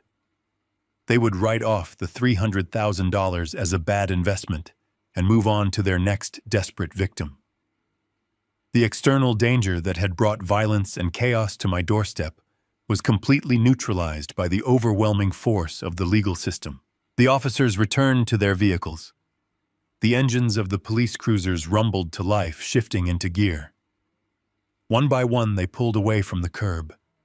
The flashing red and blue lights gradually faded into the distance, leaving the street bathed in the soft, warm glow of the yellow street lamps. The murmuring neighbors slowly retreated into their homes, locking their doors and closing their blinds, returning the neighborhood to its usual quiet, mundane rhythm. I remained standing on the front porch, while the cool night breeze rustled the leaves of the old oak tree in my front yard. Owen Reed stood silently beside me, sliding his phone back into his tailored jacket. He did not offer any words of congratulations. He did not slap me on the back or celebrate a victorious legal battle. He simply stood there as a quiet, respectful witness to the end of a devastating war. I looked out at the empty street where just minutes ago the people who were supposed to love and care for me had been hauled away like common criminals. I searched my heart for any lingering sense of triumph. I looked for the profound joy that usually accompanies a hard-fought victory. I expected to feel a massive surge of adrenaline or a wave of vindictive pleasure, knowing I had completely destroyed the people who tried to ruin me. I felt absolutely nothing of the sort. There was no joy. There was no triumphant elation. There was only a cold, sweeping emptiness. The silence that settled over my home was profound and total. The house behind me was entirely empty, stripped of the toxic, suffocating presence of my daughter and her parasitic husband. The air smelled cleaner, but the home itself felt hollow. I realized then that removing a cancer from your body does not make you leap for joy while you are still lying on the operating table. It simply removes the immediate threat of death. You do not celebrate the loss of flesh and bone, even if that flesh was actively trying to kill you. You only feel the sterile, clinical peace of knowing the rotting tissue is finally gone. You feel the dull, aching relief of a successful amputation. I had successfully excised the tumor that was poisoning my life. The malignant greed, the emotional manipulation, and the constant suffocating deception had been completely surgically removed. I was entirely safe. My wealth was completely protected behind impenetrable corporate walls. My future was entirely my own to dictate. But the cost of that safety was the absolute destruction of the family I had spent decades trying to build. I took a deep, slow breath, filling my lungs with the crisp, clean air of the autumn night. I exhaled slowly, letting the tension of the past 48 hours completely drain from my muscles. The war was officially over. The battlefield was completely cleared. I turned away from the empty street, stepping back inside the quiet sanctuary of my home, closing the heavy wooden door firmly behind me. I locked the deadbolt with the sharp metallic click echoing through the empty foyer, cementing the absolute finality of my decision. The toxic chapter of my life was permanently closed, and the sterile peace of the aftermath was finally mine to embrace. The morning mist rolled down the jagged peaks of the Cascade Mountains, drifting through the towering evergreen trees and settling over the calm, dark waters of the lake below. I sat in a heavy wooden rocking chair on the wraparound porch of my new cabin, holding a steaming mug of black coffee. 6 months had passed since the flashing red and blue lights of the police cruisers had painted my old suburban driveway. 6 months since I had watched the people who tried to destroy my mind being hauled away in handcuffs.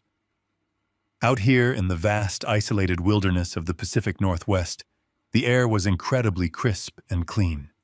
It smelled of wet cedar-rich soil and absolute freedom. The cabin was a masterpiece of quiet isolation. I had purchased it entirely in cash through my blind corporate trust, specifically choosing a location completely disconnected from my previous existence. It sat at the end of a long, winding dirt road miles away from the nearest town. There were no nosy neighbors. There were no unexpected visitors. There was only the gentle sound of the wind moving through the ancient pine branches and the occasional call of a hawk circling high above the tree line. It was a perfect, untouchable sanctuary. Selling the old house had been a remarkably fast and clinical process, because the deed had already been transferred to my holding company. I did not even have to attend the closing. My lawyers handled the entire transaction, liquidating the property within a month and absorbing the funds back into the impenetrable fortress of my estate. I left absolutely no forwarding address. I changed my phone number. I closed every single decoy bank account and completely severed all ties to the community where I had lived for 4 decades. I became a ghost. I deliberately erased my footprint, ensuring that anyone looking for the fragile, naive pensioner they thought they knew would find absolutely nothing but empty space. I took a slow, deliberate sip of my coffee, feeling the warm, bitter liquid wake up my senses. The morning was perfectly quiet, but today held a specific finality. Resting on the small wooden table next to my rocking chair was my secure, encrypted laptop. I set my coffee mug down and opened the silver lid. The screen glowed to life, casting a pale light against the shadowed porch. I logged into my private server and opened my email inbox. There was only one new message waiting for me. It was from my attorney, Owen Reed. Owen did not believe in wasting words. His emails were always structured like a military briefing, concise, precise, and entirely stripped of unnecessary emotion. The subject line simply read, "Legal proceedings concluded."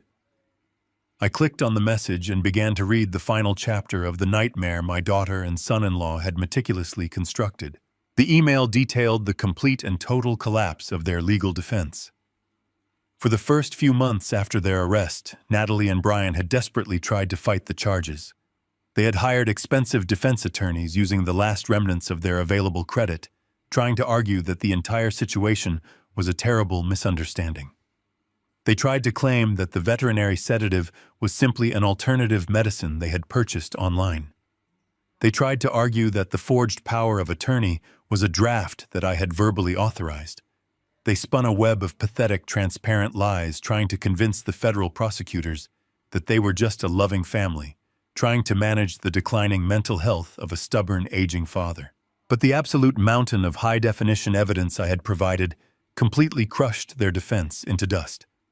Owen explained that the prosecutors had laid out the hidden camera footage in a private meeting with their defense team. They showed the high-resolution video of Natalie deliberately emptying the capsule of powder into my tomato basil soup. They played the crystal-clear audio of Brian calling the corrupt clinic doctor from the hospital stairwell, demanding a stronger chemical restraint. They presented the detailed financial autopsy that exposed the massive gambling debts, the forged credit card applications, and the completely fraudulent real estate contracts they had attempted to execute with the predatory buyer. Faced with the undeniable, irrefutable reality of their crimes, their defense attorneys advised them that taking the case to a public trial would be absolute suicide. A jury would not just convict them. A jury would ensure they received the absolute maximum penalty allowed by federal law. Owen wrote that Natalie and Brian finally broke. The overwhelming pressure of the federal indictment shattered their arrogance completely. In a desperate attempt to avoid a prolonged public trial and the maximum possible sentences, they both officially submitted guilty pleas. They pled guilty to felony elder abuse conspiracy to commit wire fraud, forgery, and reckless endangerment. They completely surrendered, waiving their right to a trial, standing before a federal judge, and admitting to every single terrible thing they had done to me. I scrolled down to read the sentencing details. The judge did not offer them any leniency. The premeditated, calculated nature of their crimes, specifically targeting an elderly family member for financial gain, disgusted the court. Brian was sentenced to 14 years in a federal penitentiary. Natalie was sentenced to 12 years. There would be no early parole. There would be no suspended sentences. They were both going to serve hard consecutive time in federal facilities, completely stripped of their luxurious lifestyle, their designer clothes, and their false sense of superiority. I read the final lines of Owen's email. He assured me that the betting syndicate that had threatened Brian had been entirely dismantled by the FBI, using the evidence gathered during the forgery investigation. The violent men who had thrown a brick through my window were currently sitting in jail cells of their own. Every single external threat had been completely neutralized. Owen concluded the message by wishing me a peaceful retirement and reminding me that the fortress protecting my wealth remained absolutely impenetrable. I closed the laptop. The soft click of the screen shutting sounded incredibly final. I leaned back in my heavy wooden rocking chair and looked out over the vast expanse of the mountain valley. The thick morning mist was finally beginning to burn off, revealing the bright, clear blue sky above the peaks. I sat in the quiet isolation and searched my heart for any lingering sense of sorrow. I waited to feel the heavy, familiar ache of a father mourning the loss of his only daughter. I expected the tears to come.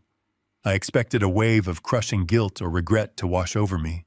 But as I breathed in the crisp, clean mountain air, I felt absolutely nothing but a profound, sterile peace. The woman going to federal prison for 12 years was not my daughter. My daughter had vanished a long time ago, replaced by a greedy, ruthless stranger who saw my life as nothing more than a stepping stone to a bank account.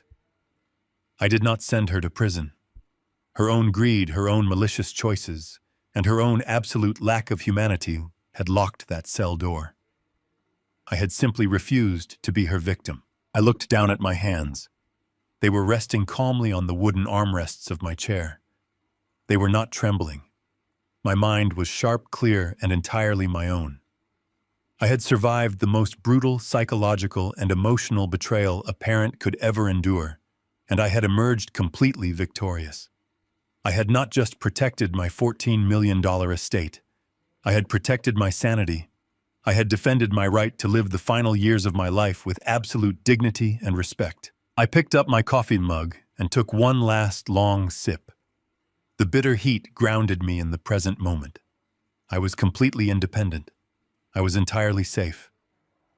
The massive wealth I had spent 40 years building remained perfectly intact, serving as an invisible shield against the cruelty of the world. The chaotic, desperate noise of my past life was gone forever, replaced by the beautiful, enduring silence of the mountains. The silent adjustment was finally complete. The greatest lesson I took from this nightmare is that true family is never defined simply by blood. It is forged through loyalty, respect, and unconditional love. We often blind ourselves to the toxic traits of our children, hoping our endless sacrifices will somehow guarantee their decency. But kindness must never be practiced at the cost of your own survival. Protecting your peace and your dignity sometimes requires making the agonizing choice to walk away from the very people you raised. Wealth can be rebuilt and houses can be replaced, but your peace of mind is absolutely priceless. If my story gave you the courage to finally stand up and set boundaries with the toxic people in your own life, please hit the like button, subscribe to the channel, and share your thoughts in the comments below.